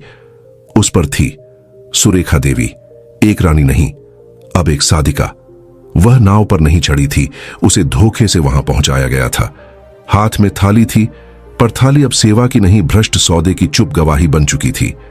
उधर सराय में विक्रम धवल सेन देर रात तक वापस नहीं लौटे थे। वह जंगल से लकड़ी लाने निकले थे और जब रात की खामोशी में लौटे तो उन्होंने रसोई सूनी पाई। उन्होंने पूछा, गंगामती माता सुरेखा कहां है? वृद्धा ने सिर झुका लिया, जैसे किसी के पांव में गिरने से पहले की मुद्रा हो। फिर बेमन से बोली, वो जहाज पर भोजन देने गई है, आज वो विशेष मेहमान के लिए भेजी गई। राजा समझ गए कि कुछ गलत हुआ है। वे तुरंत नदी की ओर दौड़े, लेकिन वहां कुछ नहीं था, न नाव न सुरेखा, केवल अंधकार। उन्हें जैसे किसी ने छीन लिया था। विक्रम धवल एक क्षण के लिए घुटनों के बल गिर गए। वो राजा जिसने सिंहासन छोड़ दिया, जो जंगलों में भटका, जिसने कुल्हाड़ी उठाई, जिसने रोटी से जीवन सींचा, आज वह टूट रहा था। उन्होंने चिल्लाकर गंगा से कहा, हे सोमवती, तू मेरी पत्नी को निगल नहीं सकती। वो स्त्री जिसने अग्नि को साक्षी मानकर जीवन को सेवा बना लिया, उसे तू बहाकर नहीं ले जा सकती। लेकिन गंगा मौन रही। उसकी लहरों में कोई उत्तर नहीं था, केवल एक चुप बहाव। सिर झुकाए राजा वापस लौटे। गंगामती से कुछ नहीं बोले, बच्चों को गोद में उठाकर चुपचाप बैठ गए। रत्नेश्वर ने पूछा, पिताजी, मां कहां है? राजा ने गले से कसकर दोनों को लगा लिया। वह जानते थे, अब से वह ही मां है, वह ही पिता। गंगामती भीतर से टूट चुकी थी। उसने सोचा था वो सिर्फ एक बार अपने स्वार्थ के लिए किसी को बलिदान करेगी और भगवान उसे क्षमा कर देगा। लेकिन जब उसने विक्रम धवल की आंखों में देखा, वह क्षमा नहीं बल्कि ऐसा मौन था जो पिघला देता है। उसी रात वह अपने कक्ष में बहुत देर तक रोई। फिर सूर्य के उगने से पहले ही नदी की ओर गई। वहीं वह बैठी रही जब तक उसका शरीर शिथिल न हो गया। उधर राजा ने निर्णय लिया, अब हम इस सराय में नहीं रहेंगे। यह भूमि अब हमारे लिए पवित्र नहीं रही, हम आगे चलेंगे। लेकिन वह यह निर्णय नहीं ले पाए, क्योंकि एक और विपदा प्रतीक्षा कर रही थी। एक दिन जब वे अपने बच्चों के साथ नदी के किनारे बैठे थे, तभी एक तीव्र बवंडर उठा। तेज हवा के झोंकों ने नावों को डगमगाया और विक्रम धवल ने जैसे ही अपने बच्चों को थामना चाहा, अचानक पैर फिसला और वह नदी की गहराई में गिर गए। रत्नेश्वर चिल्लाया, पिताजी! लेकिन कुछ नहीं सुना गया। एक आर्तनाद के साथ गंगा ने वह शरीर भी अपने भीतर समा लिया। बच्चे नदी के किनारे रोते रहे। अरण्यपुरी के उस कोने में अब कोई रक्षक नहीं बचा था, किंतु नियति को एक नया मोड़ देना था। एक बूढ़ा धोबी धर्मू काका, जो पास ही अपने कपड़े धो रहा था, दौड़ता हुआ वहां आया। उसने दोनों बच्चों को उठाया। देवव्रत बेहोश था और रत्नेश्वर सिसकियां ले रहा था। वह बोला, बच्चों, अब मैं तुम्हारा बाबा हूं, चलो मेरे घर चलो। उस रात एक नई मां बनी, गौरा काकी, जिसकी गोद अब तक सूनी थी। उसने देवव्रत को सीने से लगाकर आंचल से उसका चेहरा पोंछा और कहा, अब डर मत बेटा, मां आ गई है। रत्नेश्वर ने पहली बार किसी अनजानी स्त्री से पूछा, क्या तुम मुझे भी अपना मानोगी? और गौरा बोली, तुम दोनों मेरे दो नेत्र हो बेटा। इसी तरह सेवा, त्याग और सत्य की जिन स्तंभों पर एक स्त्री खड़ी थी, अब वो लहरों में खो गई, लेकिन उसका तेज, उसकी स्मृति उसके पुत्रों के कर्म में जीवित रही। वहीं दूसरी ओर व्यापारी माधव राय ने सुरेखा देवी को अपने जहाज पर सजाया। सोने की चूड़ियां, रेशमी वस्त्र और रत्नों से जड़ा सिंहासन, लेकिन वह स्त्री शांत रही। उसने कुछ नहीं कहा। दिन बीतते गए, लेकिन वह न हंसी न बोली। व्यापारी ने पूछा, क्या तुम खुश नहीं हो? सुरेखा बोली, मैं रानी नहीं, एक साध्वी हूं। जब रोटी बेलते समय मेरे हाथों पर आटा लगा था, तब मैं देवी थी। अब सोना पहनकर मैं केवल बंधन में हूं। माधव राय हार मान गया। उसे समझ आ गया, इस स्त्री को कोई नहीं खरीद सकता। उसने एक दिन हार कर कहा, मुझे क्षमा करो, मैंने तुम्हें लोभ से देखा, अब जानता हूं कि तुम अग्नि हो। सुरेखा ने मुस्कुराकर कहा, लोभ से जो देखते हैं वे कभी प्रेम नहीं कर सकते। अब मुझे मेरे मार्ग पर छोड़ दो। और वह वापस गंगा के किनारे उतर गई। अब वह अपने परिवार को ढूंढेगी। गंगा की धारा जब अपने पूरे वेग में बहती है तो वह केवल जल नहीं बहाती, वह पात्रों की पहचान, वासनाओं की परतें और आत्मा की परख भी अपने साथ बहा ले जाती है। ऐसी ही गंगा की साक्षी में रानी सुरेखा देवी उस व्यापारिक जहाज पर खड़ी थी, जहां वह स्त्री नहीं, एक संपत्ति समझी जा रही थी। रत्नों से सजे वस्त्र, मद्यपान करते गायक और नृत्य के आमंत्रणों के बीच वह चुप बैठी थी, जैसे मंदिर में कोई मूर्ति जिसे लोग पूजा नहीं, प्रदर्शन के लिए रखते हैं। सेठ माधव राय, जो जीवन भर सौदों में माहिर रहा था, आज स्वयं उलझ गया था। उसकी गिनती व्यापारिक जगत में बुद्धिमानों में होती थी, जिसकी नजर जमीन और औरत दोनों को पहचान लेती थी। लेकिन इस बार वह चूक गया। उसने सोचा था रोटी बेलने वाली स्त्री को सोने के आभूषण देकर प्रसन्न कर देगा, पर वह नहीं जान पाया कि यह स्त्री वह थी जिसने एक सम्राट का हाथ थामा था और अपने जीवन की रोटी में तप, प्रेम और निष्ठा का घी लगाया था। रानी सुरेखा ने जब पहली बार जहाज के केबिन में रत्न जड़ित आसन पर बैठने से इनकार किया, तब माधव राय ने पूछा, क्या तुम जानती हो कि तुम अब मेरी हो? रानी मुस्कुराई। जिस स्त्री ने स्वयं को कभी किसी का नहीं समझा, उसे कोई अपना बना नहीं सकता। वह शब्द नहीं थे, वे चाबुक थे जो सीधे माधव राय के अभिमान पर पड़े। माधव राय ने अपने सेवकों को आदेश दिया, इस स्त्री को हर सुख दो, लेकिन तब तक वह यहां रहेगी जब तक वह खुद मेरी ना हो जाए। सेवक समझ नहीं पाए और उन्होंने उसके सामने रत्नों की थालियां, वस्त्रों की पेटियां और सुगंधित खाद्य पदार्थ परोसे। लेकिन रानी का मन जैसे भीतर किसी मंदिर में जप कर रहा था, हे प्रभु, तुमने मुझे तप में डाला है, तो मुझे शक्ति दो कि मैं न डगमगाऊं। तीसरे दिन माधव राय स्वयं उसके पास आया। वह थका हुआ था, हृदय और अभिमान दोनों से। बोला, तुम कौन हो? कोई दासी, रानी या साध्वी? सुरेखा ने उत्तर दिया, मैं एक साधना हूं, मैं सेवा हूं जिसे तू खरीद नहीं सकता। उस उत्तर ने माधव राय की आत्मा में दरार कर दी। उसने पहली बार आंखों में नमी लेकर कहा, तू मुझे क्षमा कर दे, मैं तुझे जैसे वस्तु समझ बैठा। लेकिन यह पश्चाताप भी अधूरा था, क्योंकि उसके भीतर अभी भी लोभ की चिंगारी बुझी नहीं थी। उसने एक और दांव खेलने की ठानी। उसने सोचा, अगर मैं इस स्त्री के पुत्रों को खोजकर उनके सामने इसे प्रस्तुत करूं तो शायद वह झुक जाए। और फिर शुरू हुआ एक षड्यंत्र, एक खेल जिसमें लोभ, वासनाओं और पश्चाताप की उलझनें थीं। उधर रत्नेश्वर और देवव्रत धर्मू काका और गौरा काकी के साथ एक नया जीवन जी रहे थे। सुबह सुबह नहाकर गौशाला की सफाई करना, काका के साथ घाट पर कपड़े धोना और शाम को तेल के दीप में पढ़ाई, यही उनका संसार बन गया था। वे जानते थे उनके माता पिता अब साथ नहीं हैं, लेकिन उनकी शिक्षा, उनका संस्कार हर सांस में जीवित था। 3 दिन हो चुके थे जब संत ने उसे जल से निकालकर जीवन दान दिया था। अब रानी चुप थी, जैसे आत्मा ने सारे शब्द त्याग दिए हों। जब संत ने पहली बार उसकी आंखों में झांका, उन्होंने वहां केवल मौन देखा। फिर उन्होंने कहा, तुम्हारा नाम अब सुरेखा नहीं, शांतिलता है। तुम अब अपने पुराने रूप को यहीं गंगा तट पर विसर्जित कर दो। सुरेखा, अब शांतिलता में उसने सिर झुका दिया। उसी क्षण वह रानी नहीं रही, वह केवल एक साध्वी थी। उसकी मुस्कान अब किसी राज्य की गरिमा नहीं, आत्मिक शांति की अभिव्यक्ति बन चुकी थी। कुटी का जीवन सरल था, सुबह नदी स्नान, दोपहर ध्यान और जड़ी बूटियों से रोगियों की सेवा, और रात्रि में संत प्रबोधनानंद की वाणी। रानी ने पहली बार जाना कि जीवन केवल श्रृंगार, ऐश्वर्य और सुख का नाम नहीं, वह त्याग, मौन और करुणा का सागर भी है। संत प्रबोधनानंद ने एक दिन पूछा, क्या तुम अपने पुत्रों से मिलना चाहती हो? शांतिलता की आंखों में एक क्षण को आंसू आए, फिर शांत स्वर में बोली, हां गुरुदेव, लेकिन अब मैं केवल उन्हें आशीर्वाद देना चाहती हूं, उनका साथ नहीं, उनके लिए साधना। संत ने कहा, तो सुनो, यह संसार जब तुम्हारे मोह की अंतिम परीक्षा लेगा, तब तुम्हारे पुत्र स्वयं तुम्हारे सामने खड़े होंगे, लेकिन पहचानने की जिम्मेदारी तुम्हारी नहीं होगी। वो तुम्हें पहचाने, यही तुम्हारी साधना की पूर्णता होगी। और इसी विश्वास के साथ रानी ने खुद को पूरी तरह सेवा में लगा दिया।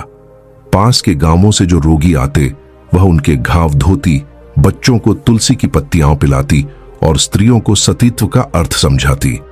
लोग अब उसे मां शांतिलता कहने लगे थे, क्योंकि उसकी वाणी में मां के स्पर्श और संत की दृष्टि मिल चुकी थी। उधर गांव के पास ही रत्नेश्वर और देवव्रत अब किशोर हो चुके थे। धर्मू काका और गौरा काकी के स्नेह में पले बढ़े ये दोनों बालक अब साधारण नहीं, बल्कि असाधारण संस्कारों से संपन्न हो चुके थे। देवव्रत शांत, सौम्य और करुणामय था, और रत्नेश्वर साहसी, निर्णयशील और कर्मयोगी। एक दिन गांव के एक भिक्षुक ने उन्हें प्रबोधनानंद के आश्रम के बारे में बताया। बोला, तुम दोनों वहां जाओ बेटा, वहां की हवा में आत्मा की गूंज है। और दोनों भाइयों ने निश्चय किया कि अब वे कुछ दिनों के लिए कुटी में सेवा करेंगे। जिस दिन वे कुटी पहुंचे, शांतिलता कंदमूल बटोरने गई हुई थी। संत ने दोनों को देखा और कहा, तुम्हारे चेहरे पर एक उजास है जो तुम्हारे रक्त की नहीं, तुम्हारे पूर्वजों की साधना की देन है। शाम को जब शांतिलता लौटी और उसने उन दोनों को पहली बार देखा, उसका मन कांप उठा। वर्षों की वियोग की पीड़ा एक क्षण को आंखों से बहना चाहती थी, पर वह रुकी रही। वह बस पास आई और बोली, बेटा भोजन कर लो, आज प्रसाद में कंद के साथ तुलसी की चटनी है। रत्नेश्वर ने उस स्त्री की आंखों में मां जैसा कोई भाव देखा, लेकिन पहचान नहीं पाया। कई दिन बीते, दोनों बालक दिन भर सेवा करते और रात को संत के प्रवचन सुनते। शांतिलता उनके लिए कंबल ठीक करती और बिना कुछ कहे रात्रि में उनके सिर पर हाथ रखकर सो जाती। देवव्रत ने एक दिन कहा, मां, तुम्हारा हाथ वैसा ही है जैसा मेरे बचपन में सिर पर रखी किसी देवी का था। शांतिलता मुस्कुराई, लेकिन कुछ नहीं बोली। फिर एक दिन संत ने घोषणा की, कल अमावस्या है। जो अपने जीवन का अंधकार दूर करना चाहता है, वह गंगा किनारे ध्यान करे, और जो अतीत से मिलना चाहता है, वह मौन साधना करे। अगली रात गंगा किनारे शांतिलता, रत्नेश्वर और देवव्रत तीनों मौन होकर बैठे थे। चांद नहीं था, केवल तारे थे। हवा ठंडी थी और गंगा की लहरों में कोई रहस्य चल रहा था। तभी शांतिलता ने देखा, देवव्रत की आंखों से आंसू बह रहे थे। उसने धीरे से पूछा, क्या हुआ बेटा? देवव्रत बोला, मां, ये वही स्पर्श है, वही ममता की गंध है। क्या तुम ही हमारी? वह बोल नहीं पाया। रत्नेश्वर भी अब उसकी ओर देखने लगा, और उन दोनों की आंखों में जैसे कोई जलचित्र उभरा। वही चेहरा जो वर्षों पहले बिछड़ा था, आज उनके सामने बैठा था। शांतिलता ने मौन तोड़ा। हां बेटा, मैं वही हूं, लेकिन अब मैं तुम्हारी मां नहीं, मैं तुम्हारी आत्मा की साधना हूं। और दोनों बालक गिरकर उसके चरणों में रोने लगे, जैसे वर्षों की तपस्या, बिछोह और पीड़ा उस एक रात्रि में पूर्ण हो गई हो। वह प्रहर जब आकाश हल्का पीला होता है और गंगा अपनी सतह को हल्के हिलोरों से थपथपाती है, उस समय एक वृद्ध सन्यासी धीरे धीरे गंगा किनारे चला आया। उसके बाल सफेद थे, लेकिन उसकी चाल में अब भी एक साम्राज्य की गरिमा थी। यह कोई और नहीं, राजा विक्रम ध्वल सेन थे, जिनका जीवन अब किसी राज्य की सीमाओं में नहीं था, बल्कि अपनी आत्मा की सीमाओं से बाहर निकलने की यात्रा पर था। वर्षों पहले जब वह गंगा में बहे थे, तब कोई उन्हें मरा मान चुका था, पर नियति ने उन्हें एक साधक में परिवर्तित किया था, न कि मृत व्यक्ति में। बचाया गया था उन्हें गंगा किनारे के एक छोटे से आश्रम के संत द्वारा, जिन्होंने कहा था, यदि जीवन तुम्हें फिर से मिला है तो यह केवल शरीर के लिए नहीं, सेवा के लिए है। और तब से विक्रम अध्वल ने अपना नाम त्याग कर केवल विवेकानंद रख लिया था। न किसी को अपना परिचय दिया, न किसी से संबंध जोड़ा। वह गंगा किनारे के छोटे गांवों में जाकर कुएं साफ करते, वृक्ष लगाते और चुपचाप लोगों की पीड़ा सुनते। उनके मौन में एक ऐसा मंत्र था जो शब्दों से भी अधिक प्रभावी था। परंतु आज, इतने वर्षों बाद, जब उनकी आंखों में फिर से कोई तड़प थी, तो वह केवल एक पुकार के कारण थी। उन्होंने सुन लिया था कि गंगा तट पर कहीं एक मां शांतिलता नाम की साध्वी अपने पुत्रों से मिली है, और उनके भीतर एक हूक उठी थी, क्या मेरी सुरेखा जीवित है? इस प्रश्न ने उनके वर्षों के संयम को तोड़ा नहीं, बल्कि उसकी परीक्षा की। वे कुटी की ओर नहीं गए। उन्होंने नदी के किनारे दूर से ही अपनी दृष्टि टिकाई, और वहां गंगा के सामने, जहां अमावस्या की रात शांत बैठी थी, उन्हें एक स्त्री दिखाई दी। कंधे पर सफेद चादर, बाल बंधे हुए, और दो युवक उसके चरणों में बैठे हुए। उनकी आत्मा चीख पड़ी, यही मेरी दुनिया है। लेकिन वे आगे नहीं बढ़े। वे वहीं एक पीपल के वृक्ष के नीचे बैठ गए। उन्होंने कहा, हे गंगा माता, तू ही साक्षी है। आज से मैं अपने जीवन की अंतिम परीक्षा प्रारंभ करता हूं। मैं देखना चाहता हूं कि क्या आत्मा सच में मोह से मुक्त हो सकती है। और उन्होंने वहां 21 दिनों का मौन व्रत लिया, केवल जल ग्रहण करते, आंखें बंद रखते और रात्रि में गंगा जल से स्नान करते। उनके शरीर ने कांपना शुरू कर दिया था, लेकिन उनका आत्मबल तीव्र हो गया था। तीसरे सप्ताह की पूर्णिमा की रात गंगा चांदनी से स्वर्णिम हो गई थी। उसी रात्रि शांतिलता भी स्नान हेतु गंगा तट पर आई, और जब उसने एक वृद्ध को चुपचाप उसी चट्टान पर बैठे देखा, जिसकी आंखों में गंगा भी ठहर जाए, तो वह कुछ पल स्तब्ध रह गई। धीरे से पास जाकर पूछा, आप कौन हैं बाबा? विवेकानंद ने आंखें खोलीं और पहली बार जीवन में फिर से सुरेखा को देखा, अब शांतिलता के रूप में। वो बोले, नहीं, केवल हाथ जोड़े। शांतिलता ने उनकी आंखों में देखा और कांपते हुए कहा, क्या आप विक्रम धवल? अब उन्होंने कुछ नहीं कहा, केवल मुस्कुराए, जैसे किसी जीवन ने अपने अधूरे गीत को पूर्ण किया हो। दोनों कुछ देर एक दूसरे को देखते रहे। न कोई पश्चाताप था, न क्रोध, न अपेक्षा, केवल समझ और मौन। फिर शांतिलता ने कहा, आप अब किस रूप में हैं? विवेकानंद बोले, अब मैं कुछ नहीं हूं, न पति, न राजा, न सन्यासी, केवल जल की एक बूंद जो नदी से मिलकर सागर की ओर बह रही है। तभी पीछे से रत्नेश्वर और देवव्रत भी आ पहुंचे। उन्होंने देखा उनकी मां और एक वृद्ध एक ही वृक्ष के नीचे खड़े हैं, और कुछ क्षण में उन्हें सब समझ में आ गया। पिताजी, इतना कहकर रत्नेश्वर गिर पड़ा चरणों में। विवेकानंद ने उनके सिर पर हाथ रखा और धीरे से कहा, बेटा, जब मैंने तुम्हें छोड़ा था तब मैं राजा था। आज तुम्हें आशीर्वाद देता हूं, क्योंकि मैं अब केवल शुद्ध आत्मा हूं। देवव्रत बोला, क्या आप हमारे साथ चलेंगे? उत्तर आया, नहीं बेटा, मेरी यात्रा अब यहीं पूरी होती है। मेरा शरीर अब गंगा की गोद में समर्पित होगा। जहां एक राजा ने सब कुछ खोया था, वहीं एक आत्मा को सब कुछ मिल गया। और उसी रात उन्होंने अपने दोनों हाथों से जल उठाया, सूर्य को अर्घ्य दिया और धीरे धीरे गंगा की धारा में उतर गए। कोई शोर नहीं हुआ, न रोना, न चीखना, बस एक मौन विसर्जन, जिसमें एक जीवन का उत्तरार्ध संपूर्ण हो गया। गंगा के उस तट पर जहां एक राजा ने समाधि ली थी और एक रानी ने तपस्या, वहीं थोड़ी दूर एक झोपड़ी थी जो किसी भवन से कम न थी। मिट्टी से बना आंगन, तुलसी के पास दीपक की लौ और भीतर जलते चूल्हे की तपिश, वह स्थान था धर्मू काका और गौरा काकी का आश्रय, जिसे सब मातृधाम कहते थे। इसी घर में पले बढ़े थे रत्नेश्वर और देवव्रत, दो दीपक, जो कभी राजमहल में जन्मे थे, पर अब धरती और श्रम की तपस्या से तेजस्वी हो उठे थे। जब संत प्रबोधनानंद की कुटी से लौटकर दोनों भाई पुनः धर्मू काका के घर पहुंचे, तब उन्होंने देखा उनका पुराना आंगन अब पहले से अधिक पवित्र लग रहा था। गौरा काकी उन्हें देखकर दौड़ी, उनका सिर चूमा और कहा, अब बेटा तुम केवल हमारे नहीं रहे, अब तुम पूरे गांव की संतान हो।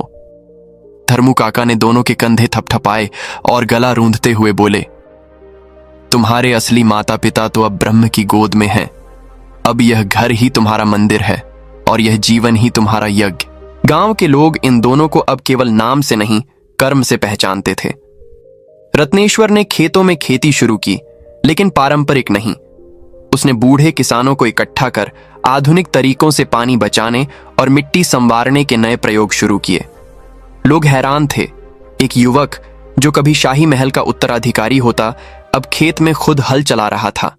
देवव्रत ने गांव की बूढ़ी गायों, बीमार पशुओं और अनाथ बच्चों के लिए एक छोटा सा दया केंद्र शुरू किया। वह खुद जड़ी बूटियां तोड़कर औषध बनाता और रोगियों का इलाज करता। गांव में अब कोई भूखा नहीं सोता, कोई बीमार अकेला नहीं मरता, क्योंकि देवव्रत का हाथ और रत्नेश्वर का साहस दोनों हर दरवाजे पर दस्तक देते थे। गांव के बुजुर्ग एक दिन बोले, धर्मू, ये दोनों तो तेरे बेटे हैं, लेकिन इनका तेज तो किसी तपस्वी का है। धर्मू मुस्कुराए और बोले, नहीं भैया, ये मेरे बेटे नहीं, ये तो मेरे कर्मों का फल है। मैंने उन्हें कभी बेटे नहीं बनाया, बल्कि उनका साया बन गया। एक दिन गौरा काकी ने रात्रि के भोजन के बाद देवव्रत से पूछा, बेटा, अब जब तुम जान चुके हो कि तुम्हारे माता पिता कौन थे, तुम्हें इच्छा नहीं होती कि राजमहल लौट जाओ? देवव्रत ने हंसकर उत्तर दिया, काकी, मैं अब राज्य नहीं चाहता, मैं राज्यत्व चाहता हूं। जो आत्मा पर राज्य करे वही सच्चा राजा होता है।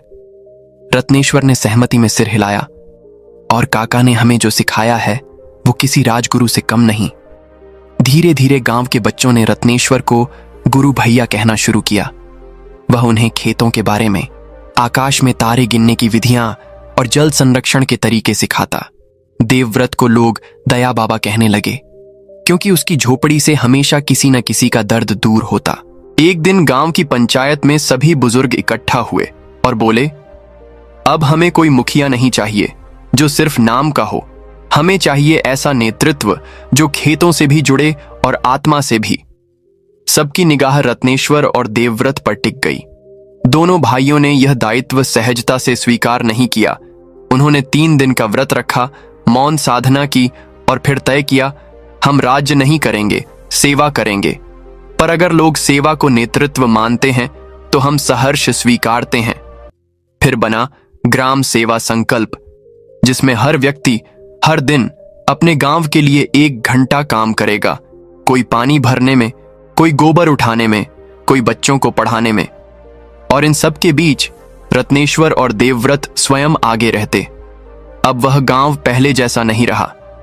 अब वहां मंदिर में दीप जलते थे, स्कूलों में बच्चों की मुस्कान खिलती थी और तालाब में पानी कम नहीं होता था। एक शाम जब सूर्य अस्त हो रहा था, धर्मू काका ने दोनों भाइयों को पास बुलाया और धीरे से कहा, बेटा, मेरी देह अब थक गई है, पर मैं एक बात जानता हूं, जब मैं आंखें मूंदूंगा तो मेरी आत्मा मुस्कुराएगी, क्योंकि मैंने 2 ऐसे दीप जलाए हैं जो अब कभी नहीं बुझेंगे। जब किसी जीवन का हर मोड़ एक सिखावन बन जाए और हर आंसू एक दीप, तब वह जीवन केवल व्यक्ति का नहीं रहता, वह एक पथ बन जाता है। रत्नेश्वर और देवव्रत का जीवन अब इसी दिशा में आगे बढ़ चुका था। वर्षों की सेवा, त्याग और तपस्या के बाद अब उनका नाम केवल गांव में नहीं, दूर दराज के अंचलों में भी श्रद्धा से लिया जाने लगा था। गांव के बाहर एक नीम और पीपल की जोड़ी थी, जिनकी छांव में हर सांझ एक सभा लगती थी। वहां गांव के बच्चे, बूढ़े और युवा इकट्ठा होते और रत्नेश्वर की प्रेरणादायी वाणी तथा देवव्रत की करुणामयी दृष्टि उन्हें जीवन के अर्थ सिखाती। वे कोई धर्म का प्रचार नहीं करते थे, कोई संप्रदाय नहीं चलाते थे, न ही कोई ग्रंथ पढ़ाते, बल्कि केवल अपने जीवन की सच्ची कहानियां सुनाते। एक दिन एक बूढ़ा पंडित बोला, तुम दोनों ने जो जीवन जिया है वह स्वयं एक धर्म है। यह तो बुद्ध का जीवन, राम की मर्यादा और कृष्ण की करुणा एक साथ है। रत्नेश्वर ने मुस्कुराकर कहा, हमने कुछ नया नहीं किया, बस जो टूटा था उसे जोड़ दिया। देवव्रत बोला, और जो अंधेरा था उसमें एक दिया रख दिया। उसी दिन गांव की समस्त जनता ने आग्रह किया, हमें अब इस जीवन को एक नाम देना होगा, ऐसा नाम जो न किसी व्यक्ति का हो, न किसी देश का, बल्कि जो हर मानव के भीतर की आत्मा को छू सके। बहुत विचार के बाद दोनों भाइयों ने कहा, सिद्धार्थ पथ, क्योंकि यह मार्ग बुद्ध के नाम से नहीं, बुद्ध के गुणों से प्रेरित था। शांति, करुणा, जागृति और मौन सेवा। और फिर आरंभ हुई सिद्धार्थ पथ की स्थापना, न किसी भवन से, न किसी पत्थर से, बल्कि एक पेड़ के नीचे, एक साधारण थाली से प्रसाद बांटकर, एक दीपक जलाकर और एक प्रतिज्ञा के साथ। हम जीवन को केवल जीने नहीं, समझने आए हैं। हम धर्म को केवल मानने नहीं, चलने आए हैं। हम सेवा को केवल दिखाने नहीं, जीने आए हैं। सिद्धार्थ पथ का मूल मंत्र बना, तप करो पर दिखावा मत करो, त्याग करो पर किसी पर थोपो मत, मौन रहो लेकिन जब बोलो तो हर शब्द किसी के दुख को पहुंच दे। गांव गांव में यह संदेश फैलने लगा। लोग अपने घरों में एक सिद्ध दीप रखने लगे, वह दीप जो रोज जलता और सबको याद दिलाता कि जीवन कोई दौड़ नहीं, यह एक यात्रा है अपने भीतर की ओर। शांतिलता, जो अब वृद्ध हो चली थी, एक दिन अंतिम बार गंगा तट पर गई। वहां बैठकर उसने रत्नेश्वर और देवव्रत के हाथों में एक छोटी सी मिट्टी की माला दी और बोली, यह माला मेरे जीवन के आंसुओं से बनी है। अब इसे तुम अपने साधकों को देना, ताकि वे जाने कि सच्ची साधना शरीर की नहीं, आत्मा की होती है। फिर उसने दोनों को गले से लगाया, आंखें बंद की और गंगा की लहरों में समा गई। कोई शोर नहीं हुआ, कोई ध्वनि नहीं, बस एक बूंद आकाश से गिरी और नदी में विलीन हो गई। धर्मू काका और गौरा काकी अब बूढ़े हो गए थे, लेकिन उनका आंगन अब छोटा नहीं रहा। वहां हर रात गांव के नए साधक आते, सेवा करते और सिद्धार्थ पथ की दीक्षा लेते। धीरे धीरे सिद्धार्थ पथ कोई संस्था नहीं, एक जीवन धारा बन गई। बिना विज्ञापन के, बिना शोर के, लोगों के भीतर बीज की तरह पनपती हुई। कई लोग जो शहरी जीवन से टूट चुके थे, इस गांव में आने लगे। कोई नौकरी छोड़कर आया, कोई संबंधों से थककर, और यहां उन्हें केवल शांति नहीं मिली, अपना उत्तर मिला। एक दिन रत्नेश्वर ने कहा, अब हमारा कार्य पूरा हो चुका है, अब हमें लोगों से दूर नहीं, उनके भीतर रहना है। देवव्रत ने उत्तर दिया, अब समय है जब हम चुप हो जाएं, ताकि हमारा कर्म बोले। और दोनों ने एक छोटे से कक्ष में ध्यान में बैठना शुरू किया। अब वे कम बोलते थे, अधिक मुस्कुराते थे। जो भी उनसे मिलता केवल इतना कहता, हमारे जीवन में अब अर्थ है। और एक रात्रि जब आकाश एकदम साफ था और गांव में हर घर में सिद्ध दीप जल रहा था, तभी दूर एक साधु ने लिखा, दो भाई थे जो राजवंश से थे, पर उन्होंने राजपाठ नहीं, प्रेम का पाठ चुना। उन्होंने धर्म नहीं फैलाया, धर्म को जिया। और उन्होंने कोई मंदिर नहीं बनाया, पर हजारों हृदयों में सिद्धार्थ पथ खड़ा कर दिया। दोस्तों, स्वागत है हमारे चैनल सिद्धार्थ इंस्पायर्ड पर। यहाँ आपको मिलेंगी ऐसी कहानियां जो न सिर्फ प्रेरित करेंगी, बल्कि जीवन की कठिनाइयों से बाहर निकलने का मार्ग भी दिखाएंगी। हमारे साथ जुड़ें, चैनल को सब्सक्राइब करें, वीडियो को लाइक करें और मेंबरशिप ज्वाइन करें, ताकि आप हर सप्ताह सुन सकें अद्भुत शिक्षाएं, इतिहास की अनसुनी बातें और जीवन बदल देने वाली कहानियां। बहुत समय पहले की बात है, गौतम बुद्ध अपने शिष्यों के साथ एक जंगल के पास ठहरे हुए थे। वहां एक साधारण ग्रामीण आया और बोला, भगवान, मेरी नींद बहुत खराब है। मैं रात को बार बार जागता हूँ, शरीर में दर्द रहता है और दिन भर थकान बनी रहती है। क्या आप मेरी मदद कर सकते हैं? बुद्ध मुस्कुराए और बोले, तुम्हें अपने भीतर उतरना होगा। तुम्हारी नींद खराब नहीं है, तुम्हारा जीवन असंतुलित है। उस ग्रामीण ने पूछा, तो क्या मैं अपनी नींद से अपनी बीमारियां और ठीक कर सकता हूं? बुद्ध ने कहा, हाँ, यदि तुम सही तरह से सोना सीख जाओ। फिर उन्होंने अपने शिष्यों को बुलाया और कहा, आज मैं तुम्हें वह विधि बताता हूं जो मुझे गहरी नींद में भी पूरी तरह सजग बनाए रखती है। यही विधि 100 बीमारियों से मुक्ति दिला सकती है। भगवान गौतम बुद्ध ने नींद को केवल विश्राम का माध्यम नहीं माना, बल्कि उसे एक साधना, एक चिकित्सा और एक आत्मशुद्धि की क्रिया कहा। उन्होंने अपने शिष्यों को एक ऐसी विधि बताई थी जिसे अपनाकर कोई भी व्यक्ति सोते सोते ही अपने शरीर की अनेक बीमारियों को ठीक कर सकता है और मानसिक अशांति को शांत कर सकता है। यह विधि आज के समय में भी उतनी ही प्रभावशाली है जितनी उस युग में थी। एक दिन जब एक शिष्य ने बुद्ध से पूछा, भगवान, जब हम सोते हैं तब हमारा शरीर तो विश्राम करता है, लेकिन कई बार सुबह उठने पर भी थकान बनी रहती है, इसका क्या कारण है? तब बुद्ध ने गहरी दृष्टि से उसकी ओर देखा और शांत स्वर में उत्तर दिया, क्योंकि तुम नींद में केवल शरीर को सुलाते हो, मन को नहीं। जब तक मन जागता रहेगा तब तक शरीर का पूर्ण उपचार नहीं होगा। इसके बाद उन्होंने गहरी नींद की वह विधि बताई जिसे आज जागरूक निद्रा कहा जाता है। बुद्ध ने कहा कि जब कोई व्यक्ति सोने जाए तो उसे सबसे पहले अपने शरीर की स्थिति पर ध्यान देना चाहिए। बाईं करवट लेट जाए जिससे हृदय पर दबाव न पड़े और पाचन क्रिया सुचारू हो। यह मुद्रा शरीर को संतुलन में लाती है। फिर आंखें बंद करके शांतिपूर्वक सांसों पर ध्यान केंद्रित करें। सांस भीतर जाए फिर बाहर आए। इस प्रक्रिया को बिना बदले हुए देखना है। बुद्ध कहते हैं, जिस क्षण तुम अपनी सांस को पूर्ण जागरूकता से अनुभव करने लगते हो, उसी क्षण से नींद औषधि बन जाती है। इसके बाद उन्होंने कहा कि शरीर के हर अंग को प्रेम से अनुभव करो। अपने पैरों से लेकर सिर तक मन ही मन यह महसूस करो, मेरा यह शरीर थका हुआ है, अब मैं इसे विश्राम दे रहा हूं। हे शरीर, तू स्वस्थ हो, तू शांति में रह। यह भावना शरीर को सुरक्षा का संकेत देती है और मस्तिष्क स्वयं उपचार की प्रक्रिया में लग जाता है। फिर बुद्ध ने मंत्र की महिमा बताई, बुद्धम शरणम गच्छामि।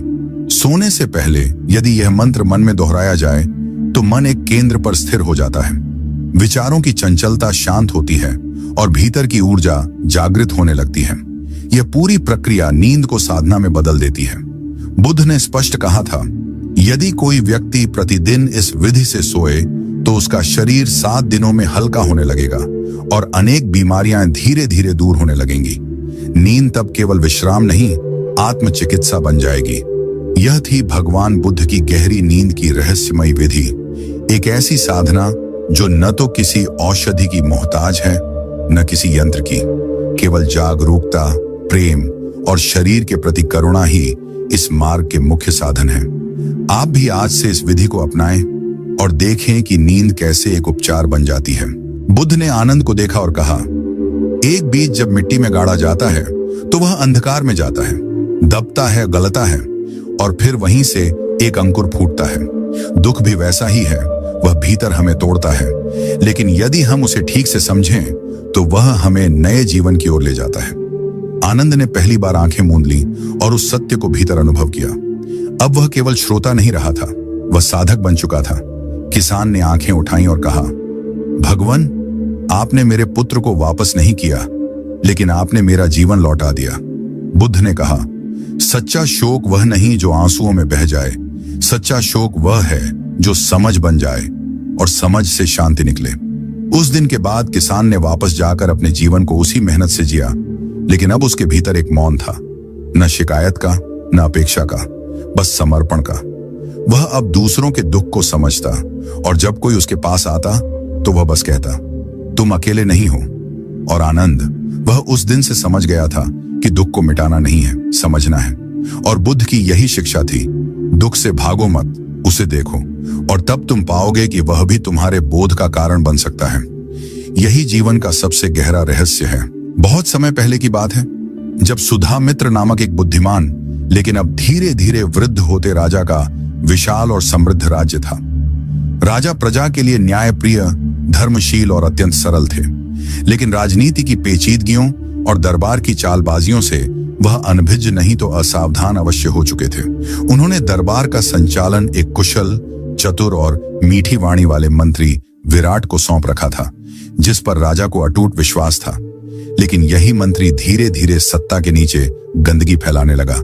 चोरी, टैक्स में गड़बड़ी, अनाज की तस्करी, जानवरों की चोरी और यहां तक कि राज्य की गौशाला में दूध तक की हेराफेरी।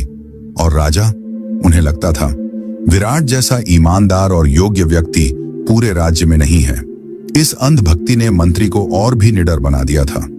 राजा की पत्नी रानी सौम्या अत्यंत बुद्धिमती और दृढ़ निश्चयी थी। जब उन्होंने कुछ घटनाओं पर ध्यान दिया, जैसे दरबार का खर्चा बढ़ता जा रहा है, प्रजा असंतुष्ट है, गोदाम खाली हो रहे हैं, लेकिन मंत्री हर बार बहाने बना रहा है, तब उन्होंने निर्णय लिया कि सत्य का पता वे स्वयं लगाएंगी। रानी ने छुपकर निरीक्षण करना शुरू किया, कभी गौशाला, कभी बाग, कभी खजाना, और वहीं से उन्हें मिले छोटे छोटे सुराग जो मंत्री के बड़े षड्यंत्रों की ओर इशारा कर रहे थे। एक दिन एक बूढ़ा रक्षक रोता हुआ उनके पास आया और कहा, महारानी, गौशाला में हर रात दूध चोरी छुपे बाहर भेजा जाता है। मैं विरोध करता हूं तो मंत्री के लोग मुझे धमकाते हैं। रानी का क्रोध फूट पड़ा। उन्होंने योजना बनाई। उन्होंने राजा से कहा कि उन्होंने एक सपना देखा। अगर हम गौशाला के बगीचे में आधी रात को जाएंगे तो हमें एक स्वर्ण हंस मिलेगा जो रोज एक सोने का अंडा देगा, लेकिन वह केवल उसी को दिखेगा जो सत्य पर है। राजा चौंके, पर रानी की बुद्धि जानते थे और वह मान गए। रात को रानी राजा को लेकर गौशाला पहुंची। वहां का दृश्य देखकर राजा स्तब्ध रह गए। गाड़ियों में भर भर कर दूध और अनाज बाहर भेजा जा रहा था। एक रखवाला रंगे हाथ पकड़ा गया और जब राजा ने कढ़ाई से पूछा तो वह सब उगल बैठा। महाराज, ये सब मंत्री विराट के इशारे पर हो रहा है। राजा को अब भी विश्वास नहीं हुआ, लेकिन रानी ने कहा, महाराज, आपने आंखों पर विश्वास और भक्ति की पट्टी बांध रखी है। मंत्री की चालाकी आपके विश्वास का शोषण कर रही है। अगले दिन मंत्री को दरबार में बुलाया गया। राजा ने कड़क स्वर में पूछा, विराट, क्या तुम इन सबके लिए दोषी हो? मंत्री ने पहली बार अपनी मीठी मुस्कान खो दी। वह बहाने बनाने लगा, महाराज, मुझे फंसाया जा रहा है। जो रक्षक पकड़ा गया है वही खुद चोर है। उसने मुझसे बदला लेने के लिए यह झूठ गढ़ा है। राजा उलझन में थे, लेकिन तभी रानी ने वह दस्तावेज और गवाह पेश किए जो उन्होंने गोपनीय तरीके से इकट्ठा किए थे। राजा अब भी मौन थे, लेकिन अब उस मौन में संदेह जाग चुका था। उसी रात जब मंत्री को पता चला कि उसका षड्यंत्र उजागर हो गया है, उसने अपना असली चेहरा दिखा दिया। उसने अपने लोगों को भेजा कि रक्षक को मार दिया जाए और सारे सबूत खत्म कर दिए जाएं। लेकिन रानी पहले ही सतर्क थी। उन्होंने सैनिकों को छिपा कर रखा था, जिन्होंने मंत्री की चाल विफल कर दी। और अब भ्रष्टाचार के बीज जो मंत्री ने बोए थे, उनके फल उसे ही निगलने वाले थे। अगली सुबह जब मंत्री विराट को फिर से दरबार में बुलाया गया, वह अब नरम चेहरा नहीं, बल्कि अहंकार और डर का मिला जुला रूप था। राजा ने भारी स्वर में कहा, अब जब सब कुछ स्पष्ट हो चुका है, क्या तुम कुछ कहना चाहोगे? मंत्री का चेहरा तन गया। उसकी आंखों में अब भय नहीं, गुस्सा था। उसने कड़कती आवाज में कहा, हां, मैं ही हूं इस योजना का मास्टरमाइंड। मैंने ही यह रास्ता चुना, राज्य को भीतर से खोखला करने का, ताकि जब समय आए तो मैं इसे हथिया सकूं। आप जैसे भोले और विश्वास में अंधे राजा के नीचे राज्य का सर्वनाश करना आसान था, और मैं यही करता आया। दरबार में सन्नाटा छा गया। यह कबूलनामा किसी वज्रपात से कम नहीं था, लेकिन इससे पहले कि सैनिक उसे गिरफ्तार कर पाते, मंत्री ने अचानक तलवार निकाली और राजकुमार को बंधक बना लिया। अगर मुझे रोका तो सबसे पहले तुम्हारा बेटा मरेगा। उस क्षण पूरा दरबार स्थिर हो गया। रानी के चेहरे पर डर नहीं था, साहस था। राजा का चेहरा गुस्से से तमतमा रहा था, लेकिन वह विवेक खोना नहीं चाहते थे। सब कुछ जैसे थम गया था, लेकिन ठीक उसी समय मंत्री के एक सैनिक, जो वर्षों से उसकी क्रूरता से त्रस्त था, आगे बढ़ा और एक ही झटके में उसकी गर्दन धड़ से अलग कर दी। यह एक ऐसा पल था जब अन्याय की जड़ें स्वयं उसके भीतर से कट गईं। पूरा दरबार चिल्ला उठा, धर्म की जय हो, सच्चाई की विजय हो। उस दिन के बाद राजा ने प्रण लिया कि अब किसी पर अंधा विश्वास नहीं करेंगे। उन्होंने स्वयं सब निरीक्षण शुरू किया, गोदामों से लेकर न्यायालय तक। उन्होंने रानी सौम्या को राज्य संरक्षिका की उपाधि दी और प्रजा ने भी रानी की प्रशंसा में गीत रच दिए। वहीं उस रात राजा ने रानी से कहा, रानी, मुझे आज स्वर्ण हंस मिल गया। रानी मुस्कुराई। कहां? राजा बोले, आपके भीतर। आपने मुझे मेरी आंखें लौटा दी। अब हर रात स्वर्ण हंस अंडा नहीं देगा, लेकिन इस राज्य में न्याय, ईमानदारी और विवेक जरूर जन्म लेगा। उस दिन के बाद राज्य का नाम ही बदल गया। सुवर्ण राज्य, जहां की नीतियां नारी की बुद्धि और धर्म की शक्ति का संगम थी। और यह कहानी बार बार दोहराई जाती रही। जब भी किसी राज्य या मनुष्य में अंधभक्ति बढ़ने लगे, जब भी किसी को लगे कि जो ऊपर बैठा है वही सबसे अच्छा है, तब यह कहानी बताई जाती। स्वर्ण हंस कोई जादुई पक्षी नहीं, वह चेतना है जो तब दिखाई देती है जब बुद्धि भ्रष्टाचार को हराए। और यही बुद्ध की नीति है, सत्य मौन में नहीं, साहसी कार्यों में फलता है। बहुत समय पहले की बात है, जब शिवराज्य नामक एक शांत और समृद्ध राज्य में एक न्यायप्रिय राजा का शासन था, जिनका नाम था महाराज अभिराज। उनका एकमात्र उत्तराधिकारी था राजकुमार युवान, जो वीरता, बुद्धिमत्ता और करुणा का जीवंत उदाहरण था। लेकिन हर राज्य की दीवारों के पीछे एक अंधेरा कोना होता है, और अभिराज के दरबार का वह कोना था मंत्री भैरव। भैरव बचपन से ही महत्वाकांक्षी, चालाक और सत्ता का भूखा व्यक्ति था। राजा ने उसके वफादार होने पर कभी संदेह नहीं किया, लेकिन भैरव के मन में एक ही धधकता स्वप्न था, सिंहासन को हथियाना। लेकिन राजा के जीवित रहते या राजकुमार के रहते यह संभव नहीं था। यही कारण था कि उसने वर्षों से एक सूक्ष्म योजना बुननी शुरू की। धीरे धीरे सेना में अपने वफादारों को भरना, खजाने से धन का गुप्त अपहरण और राजकुमार की छवि को आम लोगों के बीच धुंधला करना।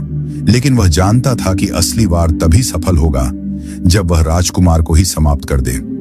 एक दिन राजा ने राजकुमार को एक राजकीय यात्रा पर भेजा। राज्य के दूरस्थ हिस्सों में जाकर वहां की स्थिति का मूल्यांकन करना था। भैरव स्वयं राजकुमार के साथ गया और एक योजना बनाई। यात्रा के बीच वे एक जंगल से गुजरते समय एक झोपड़ी में रुके, जहां एक वृद्ध दंपत्ति रहते थे। भैरव जानता था कि यह एक सुनहरा अवसर है। जब राजकुमार नदी में स्नान के लिए गया, तभी मंत्री ने उस वृद्धा के द्वारा लाए गए फलों में जहर मिला दिया। उसे पूरा विश्वास था कि वृद्धा पर ही संदेह जाएगा। जब राजकुमार लौटकर फल खाने बैठा, तो कुछ ही क्षणों में वह अचेत होकर जमीन पर गिर पड़ा। उसी क्षण भैरव ने शोर मचाया, धोखेबाज बुढ़िया, तुम और तुम्हारा बूढ़ा पति मेरे राजकुमार को मारने की कोशिश कर रहे हो। वृद्धा अवाक थी, कांपती आवाज में बोली, मंत्री जी, ये क्या कह रहे हैं? हमने तो राजकुमार को अपने बेटे की तरह देखा है। लेकिन भैरव ने सैनिकों को बुलाकर उन्हें गिरफ्तार करवा दिया और सैनिकों को आदेश दिया, इन दोनों को फांसी पर चढ़ा दो। राजमहल में संदेश भिजवाया गया, राजकुमार की मृत्यु हो चुकी है। राजा यह सुनते ही धराशायी हो गए और कुछ ही महीनों में शोक में उनका भी निधन हो गया। राज्य का सिंहासन अब भैरव के लिए खुला था। उसने सत्ता हथिया ली, लेकिन विधि के विधान से बचा कौन है? राजकुमार को जिस वृद्धा के घर मंत्री ने विष देकर मरवाना चाहा था, उसी वृद्धा के पति ने बुद्धिमत्ता से राजकुमार को बचा लिया था। उसने समय रहते एक जड़ी बूटी उसके मुंह में डाल दी और भीतर से उसका विष उतरने लगा। रात भर की देखभाल और अगले दिन उठी सांस ने वृद्ध दंपत्ति की उम्मीद को सच कर दिया। लेकिन अब राजकुमार का चेहरा और वस्त्र बिगड़ चुके थे और वह किसी साधारण युवा की तरह दिख रहा था। दंपत्ति ने उसे छिपा लिया और अगले कुछ वर्षों तक उसकी देखभाल की। इस दौरान राजकुमार ने किसानों के साथ खेत जोते, चरवाहों संग भैंसे चलाई और प्रजा की असली पीड़ा को जाना।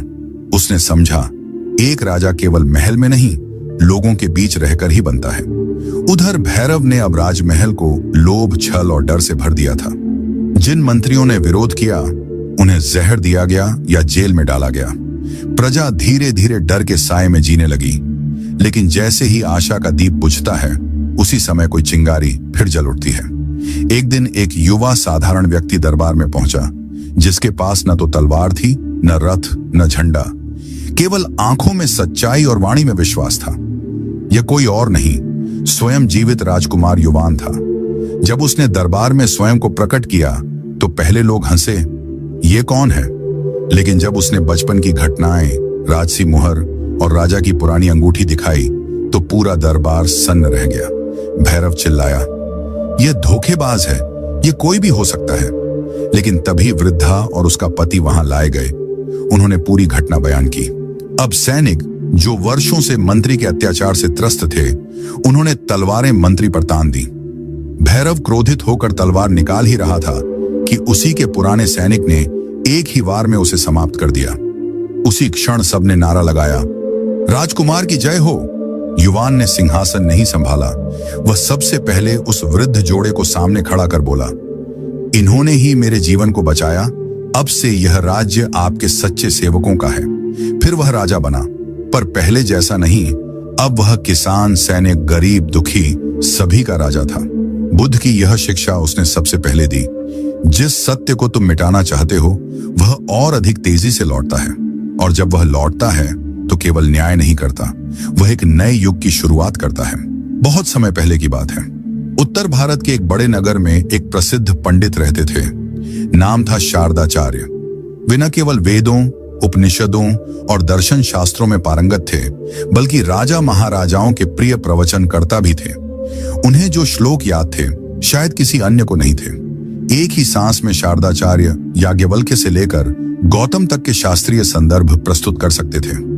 लोग उन्हें चलते फिरते ज्ञान का सागर कहते थे। उनके मुख से जो भी शब्द निकलते, वह सुनने वालों के हृदय में सीधे उतर जाते। लेकिन इस समूचे वैदिक ज्ञान के पीछे एक ऐसा प्रश्न था जो वर्षों से उनकी आत्मा को कचोटता चला आ रहा था। क्या ईश्वर वास्तव में है? यह प्रश्न किसी तर्क या जिज्ञासा की तरह नहीं था, बल्कि उनके जीवन का केंद्र बन चुका था।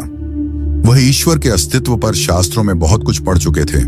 सत्यम ज्ञानम अनंतम ब्रह्म, अहम ब्रह्मास्मि, नेति नेति। लेकिन अनुभव से खाली यह ज्ञान अब उन्हें खोखला लगने लगा था। रातों को वह गहरी नींद में नहीं जा पाते। हर पुस्तक खोलते, हर श्लोक पढ़ते और फिर निराश होकर वही पुस्तक बंद कर देते। दिन ब दिन उनके भीतर बेचैनी बढ़ती जा रही थी। किसी प्रवचन में भाग लेते समय भी उनकी वाणी कांपने लगती। उनका आत्मविश्वास चूर हो रहा था। उन्होंने अनेक संतों और सन्यासियों से मिलना शुरू किया, पर हर जगह या तो उपदेश मिले या चुप्पी। फिर एक दिन उनके शिष्यों में से एक युवा विद्यार्थी दौड़ता हुआ उनके पास आया और बोला, गुरुदेव, पास के वन में भगवान बुद्ध आए हैं। वे अपने शिष्यों के साथ ठहरे हैं और प्रवचन दे रहे हैं। कई लोग कह रहे हैं कि उनके मौन में भी उत्तर छिपे हैं। ये बात सुनकर शारदाचार्य की आंखों में कुछ जल उठा। शायद वही मुझे वह दे पाएंगे जो मुझे अभी तक कहीं नहीं मिला, उन्होंने निश्चय किया। उन्होंने अपने दंड, कमंडल और ग्रंथों को एक कोने में रख दिया और केवल एक वस्त्र में नंगे पांव बुद्ध की ओर प्रस्थान किया। उनके मन में अब न तो विद्या का गर्व था, न प्रतिष्ठा की चिंता, न शिष्यों की संख्या की अहमियत। केवल एक ही बात थी, क्या बुद्ध मुझे वह सत्य बता पाएंगे जिसे मैं खोजता फिर रहा हूं? 3 दिन की कठिन यात्रा के बाद जब वे उस वन में पहुंचे जहां बुद्ध अपने शिष्यों संग ध्यानरत थे, तो उन्होंने पहली बार जीवन में मौन की वह गूंज सुनी जो शब्दों से कहीं अधिक प्रभावशाली थी। पूरा वातावरण शांत था। नदियों की कलकल, पत्तों की सरसराहट और पक्षियों की हल्की चहचहाहट उस मौन को और गहरा बना रही थी। बुद्ध एक वृक्ष के नीचे ध्यान मग्न बैठे थे। उनका चेहरा शांत, आंखें बंद, लेकिन जैसे भीतर से दीप्त। उनके पास बैठने मात्र से मन भीतर तक स्थिर हो जाता। पंडित जैसे किसी और ही संसार में आ पहुंचे थे। शिष्य उन्हें पहचान गए। उनके प्रवचनों की ख्याति दूर दूर तक थी। शिष्यों ने उन्हें भीतर ले जाने से नहीं रोका, क्योंकि वे जानते थे कि यह आगंतुक कोई साधारण प्रश्न लेकर नहीं आया है। पंडित बुद्ध के चरणों में बैठे और बोले, भगवान, मैं वर्षों से वेद, उपनिषद, दर्शन का अभ्यास करता रहा हूं, लेकिन एक प्रश्न है जो आज तक अनुत्तरित है। क्या ईश्वर है? क्या वह किसी अनुभव का विषय है या केवल कल्पना है? बुद्ध ने धीरे से आंखें खोली। उनकी आंखों में गहराई थी, गंभीरता थी, लेकिन कोई संघर्ष नहीं था। उन्होंने मुस्कुराते हुए पंडित की ओर देखा और कहा, मैं तुम्हारे प्रश्न का उत्तर अवश्य दूंगा, लेकिन पहले मुझे तुम्हारे कुछ प्रश्नों का उत्तर चाहिए। पंडित ने सहमति में सिर हिलाया। बुद्ध ने पूछा, क्या तुम सूर्य को मानते हो? पंडित चौंके, फिर बोले, हां भगवान, सूर्य प्रत्यक्ष है। वह हमें प्रकाश देता है, गर्मी देता है, जीवन देता है। उसे देखना और अनुभव करना संभव है। बुद्ध मुस्कुराए। अच्छा, क्या तुम हवा को मानते हो? पंडित बोले, निस्संदेह। हवा दिखती नहीं, लेकिन उसका स्पर्श अनुभव होता है। वह हमारे फेफड़ों में जाती है, प्राण देती है। बुद्ध ने कहा, तो फिर ईश्वर के विषय में तुम्हारा प्रश्न क्यों? यदि ईश्वर तुम्हारे लिए प्रत्यक्ष होता, यदि तुमने उसे अनुभव किया होता, तो यह प्रश्न उठता ही नहीं। प्रश्न वहीं उठता है जहां संदेह होता है, और जहां संदेह है वहां अनुभव नहीं हुआ। यह सुनकर पंडित कुछ देर के लिए चुप हो गए। पहली बार किसी ने उनके पूरे जीवन भर के अध्ययन और तर्क को इतने सरल शब्दों में निरर्थक कर दिया था। लेकिन बुद्ध यहीं नहीं रुके। उन्होंने पास बैठे एक युवा भिक्षु की ओर इशारा करते हुए कहा, मान लो यह कहे कि उसे प्रेम हुआ है, क्या तुम उसके प्रेम को देख सकते हो, छू सकते हो? पंडित ने कहा, नहीं, प्रेम को तो केवल अनुभव किया जा सकता है। बुद्ध ने कहा, तो क्या तुम कहोगे कि प्रेम नहीं है? पंडित ने धीरे से कहा, नहीं। बुद्ध बोले, ठीक वैसे ही ईश्वर भी केवल अनुभव है। जिसे हुआ वह मौन हो गया, जिसे नहीं हुआ वह तर्क करता रहा। वह रात पंडित के लिए किसी परीक्षा की रात थी। उन्होंने शास्त्रों को त्याग कर उस मौन को पकड़ना चाहा। उन्होंने देखा बुद्ध केवल उपदेश नहीं देते, वह मौन में उतर जाने का निमंत्रण देते हैं। और यही निमंत्रण उस रात पंडित शारदाचार्य ने स्वीकार किया। वह रात उनके जीवन की अंतिम वैदिक रात थी। सुबह एक नया जीवन उनकी प्रतीक्षा कर रहा था। अनुभव का जीवन, मौन का जीवन, सत्य का जीवन। रात बीती तो सुबह केवल उजाले से नहीं, एक नए युग की आहट से आई थी। पंडित शारदाचार्य के लिए यह सुबह वैसी नहीं थी जैसी वर्षों से होती आई थी। यह सुबह थी उनके अहंकार के अंत की और खोज की असली शुरुआत की। बुद्ध ने उन्हें एक कार्य सौंपा था। जाओ और ऐसे 5 लोगों को खोजो जिनकी आंखों में सच्चा आनंद है, लेकिन जिन्होंने कभी ईश्वर का नाम नहीं लिया। उनसे बात करो, उन्हें समझो और फिर लौट आओ। यह कार्य साधारण नहीं था, विशेषकर उस व्यक्ति के लिए जो वर्षों से केवल शब्दों और शास्त्रों के जंगल में भटकता आया था। लेकिन अब वह भीतर से तैयार था, क्योंकि पहली बार उसने स्वीकार किया था कि शायद उसने अब तक ईश्वर को शब्दों में ढूंढा, अनुभव में नहीं। नंगे पांव, शून्य मन और खाली झोली लेकर वह वन से बाहर निकला। सबसे पहला गांव जो रास्ते में मिला, वहां का जीवन साधारण था। कच्ची मिट्टी के घर, भोर में उठती स्त्रियां, खेत में जाते किसान और बच्चों की खिलखिलाहट। वहां उसका ध्यान एक बूढ़े कुम्हार की ओर गया जो चाक पर मिट्टी से कुछ गढ़ रहा था। उसके चेहरे पर शांति की एक ऐसी परत थी जैसे दशकों से किसी भी बात ने उसे विचलित नहीं किया हो। पंडित चुपचाप उसके पास बैठ गया। बिना भूमिका के उसने पूछा, बाबा, तुम इतने शांत कैसे हो? कुम्हार ने मुस्कुराकर उत्तर दिया, मिट्टी कभी विरोध नहीं करती बेटा, वह जैसा चाहे वैसा बन जाती है। मैंने भी अपने जीवन को मिट्टी जैसा बना दिया है, न कोई शिकायत न अपेक्षा। पंडित ने अगला सवाल किया, क्या तुम ईश्वर को मानते हो? कुम्हार ने बिना कुछ बोले एक सुराही की ओर इशारा किया और कहा, उसमें जल है, तुम देख सकते हो? पंडित ने कहा, नहीं। तो क्या जल नहीं है? पंडित चुप। कुम्हार बोला, मैं जो बनाता हूं उसमें मेरा मन लग जाता है। जब मन पूरी तरह से एक हो जाता है किसी कार्य से, तब वही परमात्मा बन जाता है। शारदाचार्य चुपचाप उठे और चल पड़े। यह पहला अनुभव था, एक ऐसे व्यक्ति से जिसने ईश्वर का नाम नहीं लिया, लेकिन उसके हर कर्म में वही स्पर्श था। अगला गांव और भी गरीब था।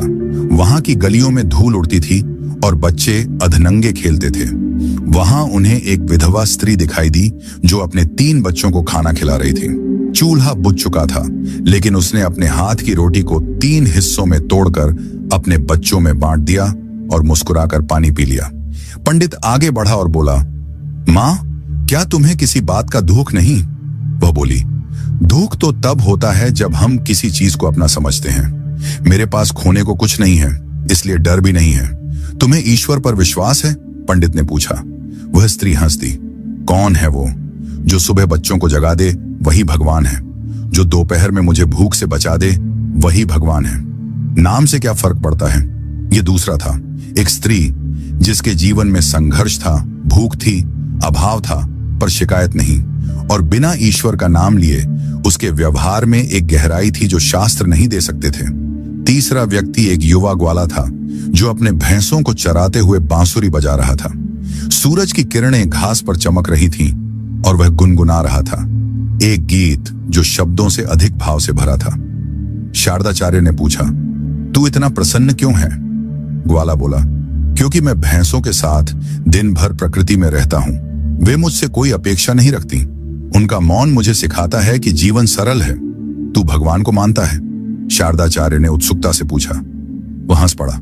अगर भगवान मतलब कोई मूर्ति है तो नहीं जानता, लेकिन जब मैं बांसुरी बजाता हूं और पंछी आकर बैठ जाते हैं तो लगता है कोई सुन रहा है।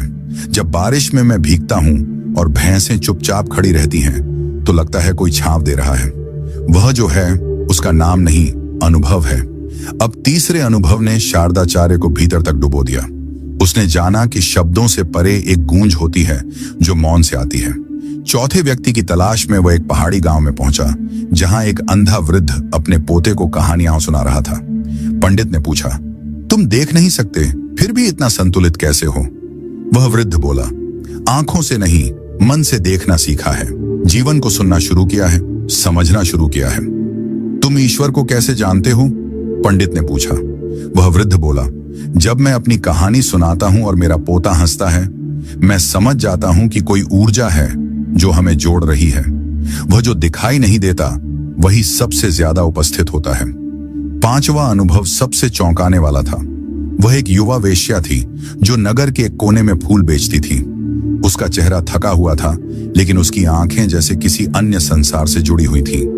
पंडित को संकोच हुआ, लेकिन उसने पूछ ही लिया, तुम्हारे जीवन में प्रेम है? वह बोली, जो देता है वही प्रेम करता है, जो बांटता है वही सुंदर होता है। मेरा काम भले अपवित्र हो, पर मेरा मन यदि किसी के दुख को कम कर दे तो क्या मैं बुरी रह जाती हूं? तुम ईश्वर को मानती हो? वह मुस्कुराई। मैं नहीं जानती वह कौन है, लेकिन जब कोई भूखा बच्चा मुझसे फूल लेकर हंसता है तो मुझे लगता है कि वह मेरे भीतर से हंस रहा है। यह अंतिम अनुभव ने शारदाचार्य की सारी धारणाओं को तोड़ दिया। वह वापस बुद्ध के पास लौट आया। बुद्ध वृक्ष के नीचे बैठे थे और उनके चारों ओर मौन का वही चिरपरिचित वलय फैला था। शारदाचार्य ने कुछ नहीं कहा, बस उनके चरणों में गिर पड़ा। बुद्ध बोले, क्या उत्तर मिला? पंडित ने कहा, मुझे अब प्रश्न की आवश्यकता ही नहीं रही। बुद्ध बोले, सत्य को शब्दों में नहीं बांधा जा सकता, वह केवल अनुभव में उतरता है। उस दिन के बाद पंडित शारदाचार्य ने शास्त्रों से दूरी बना ली। उन्होंने एक नया जीवन चुना, एक ऐसा जीवन जो मौन से शुरू होता है और मौन में समाप्त होता है। उन्होंने अपने शिष्यों को भी अब तर्क नहीं, अनुभव की साधना सिखानी शुरू की। उन्होंने जीवन में पहली बार जाना कि ईश्वर एक नाम नहीं, एक अनुभूति है जो उस क्षण प्रकट होती है जब व्यक्ति स्वयं के अहंकार को छोड़कर समर्पण में उतरता है। जब पंडित शारदाचार्य पुनः बुद्ध के चरणों में लौटे तो उनके मन में प्रश्न नहीं था, केवल मौन था। वह मौन जो केवल टूटे हुए भ्रम के बाद आता है, वह मौन जो भीतर के सारे तूफानों के बाद स्थिर होकर आत्मा की झील में उतरता है। बुद्ध ने उन्हें देखा। उनकी आंखें पहले से शांत थीं, लेकिन अब गहराई और समर्पण से भरी हुई। बुद्ध ने पूछा नहीं, केवल मुस्कुराए, जैसे वह पहले से जानते थे कि पंडित की यात्रा पूरी हो चुकी है। लेकिन असल में वह यात्रा अब शुरू होने वाली थी, बाहर से भीतर की। बुद्ध ने उन्हें उसी शाम एक निर्जन कुटी में भेज दिया और कहा, अब तुम वहां रहो और केवल देखो, बाहर नहीं, भीतर। पंडित ने सिर झुका लिया और मौन साध लिया। कुटी में कोई ग्रंथ नहीं था, न शिष्यों की भीड़, न वाद विवाद का मंच, केवल एक दीपक, एक जलपात्र और एक चटाई। पहली रात को पंडित का मन फिर बेचैन होने लगा। यह वही मन था जो दशकों से शास्त्रों में उत्तर ढूंढता आया था, लेकिन अब उसे शास्त्र नहीं मिले तो वह अतीत के पन्ने पलटने लगा। उसने आंखें बंद की, लेकिन विचारों की आंधी ने घेर लिया। मैंने इतना ज्ञान अर्जित किया, क्या वह व्यर्थ था? क्या जीवन भर का तप केवल भ्रम था? उस रात नींद नहीं आई, लेकिन एक बात बदल गई। पहली बार पंडित ने उस बेचैनी को रोका नहीं, उसे देखा। अगली सुबह उन्होंने आंखें खोली तो उन्हें केवल एक क्षण मिला, सूर्य की पहली किरण का वह मौन स्पर्श जो भीतर तक उतर गया। अगले कई दिनों तक उन्होंने ध्यान में बैठना शुरू किया। पहले पहल विचारों की भीड़ आती रही, स्मृतियां, तर्क, पुराने वाक्य, श्लोक, लेकिन उन्होंने उन्हें रोका नहीं। वह उन्हें आने देते और फिर जाते देखते। धीरे धीरे वह ध्वनि शांत होने लगी और भीतर एक गूंज जागी जो शब्दों से नहीं, अनुभव से बनी थी। एक दिन ध्यान में बैठते समय अचानक उन्हें वह पांचों लोग याद आए, कुम्हार, विधवा, ग्वाला, अंधा वृद्ध और फूल बेचने वाली स्त्री। उन्होंने किसी ग्रंथ का पाठ नहीं किया था, लेकिन जीवन के गूढ़तम रहस्य को जीकर दिखाया था। शारदाचार्य को वह बात याद आई जो बुद्ध ने कही थी, जिसे अनुभव हुआ वह मौन हो गया। अब वह बात केवल बात नहीं रही, वह अनुभव बन गई थी।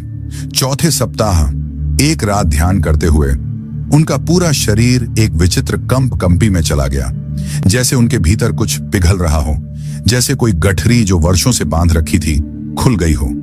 आंखें बंद थीं, लेकिन उन्हें ऐसा लगा जैसे उनके भीतर से कोई आह निकली, बिना शब्द की, बिना स्वर की, बस एक गहरी मौन चीख जिसने उन्हें मुक्त कर दिया। उस क्षण पंडित को पहली बार अहम नहीं महसूस हुआ। न मैं पंडित हूं, न मैं कुछ जानता हूं, न मैं साधक हूं। केवल यह अनुभूति थी, मैं हूं, बस। उस मौन में उन्होंने जाना कि ईश्वर को पाना कोई उपलब्धि नहीं, बल्कि अहंकार की पूर्ण मृत्यु है। जहां मैं मिटा वहीं ईश्वर प्रकट होता है। वह ध्यान से उठे, लेकिन अब उनके उठने का ढंग बदल चुका था। उनके चलने में वह आक्रामकता नहीं थी जो ज्ञान के गर्भ से आती है। अब उसमें श्रद्धा थी, जैसे हर कदम धरती को प्रणाम कर रहा हो। अगले दिन बुद्ध के पास गए। कोई संवाद नहीं हुआ। उन्होंने बुद्ध के चरणों में माथा टेका और एक जलपात्र सामने रखा। बुद्ध मुस्कुराए और बोले, अब तुम लौट सकते हो। नहीं बाहर, भीतर। शारदाचार्य ने केवल सिर हिलाया। अब उन्हें किसी सम्मान की आवश्यकता नहीं थी, न किसी उपाधि की। उन्होंने अपने सभी शिष्यों को छोड़ दिया, अपनी पुस्तकों को बहा दिया और एक छोटी सी झोंपड़ी बनाकर वहीं रहने लगे। जो कभी दरबारों में प्रवचन देता था, अब वह नदियों के किनारे बैठकर मछुआरों से जीवन के अर्थ सीखता। जो कभी ग्रंथों के श्लोकों से श्रोताओं को रुला देता था, अब वह पत्तों के गिरने से मौन साध लेता। लोग अब भी आते, लेकिन वह केवल एक ही बात कहते, ईश्वर को मत खोजो, स्वयं को खोदो। वर्षों बीत गए। एक दिन एक युवा साधक आया। उसके चेहरे पर वही जिज्ञासा थी जो कभी शारदाचार्य के भीतर थी। उसने पूछा, गुरुदेव, क्या ईश्वर है? शारदाचार्य ने उसे ध्यान में बैठने को कहा। 3 दिन बाद वह युवक चुपचाप उनके चरणों में गिर पड़ा और बोला, अब कोई प्रश्न नहीं है। शारदाचार्य ने उसके सिर पर हाथ रखा और कहा, अब तुम जान गए हो कि मौन ही अंतिम उत्तर है। उसी दिन संध्या को जब सूर्य अस्त हो रहा था, शारदाचार्य नदी के किनारे बैठे थे। आंखें बंद थीं, सांस स्थिर थी और एक मंद मुस्कान उनके होठों पर थी। उसी स्थिति में उन्होंने शरीर त्याग दिया। यह कोई मृत्यु नहीं थी, यह पूर्ण मिलन था उस मौन से जो शून्य में भी पूर्णता भर देता है। उस दिन बुद्ध ने कहा, वह जो शब्दों से भरा था अब मौन में समा गया है। वही सच्चा ज्ञानी है।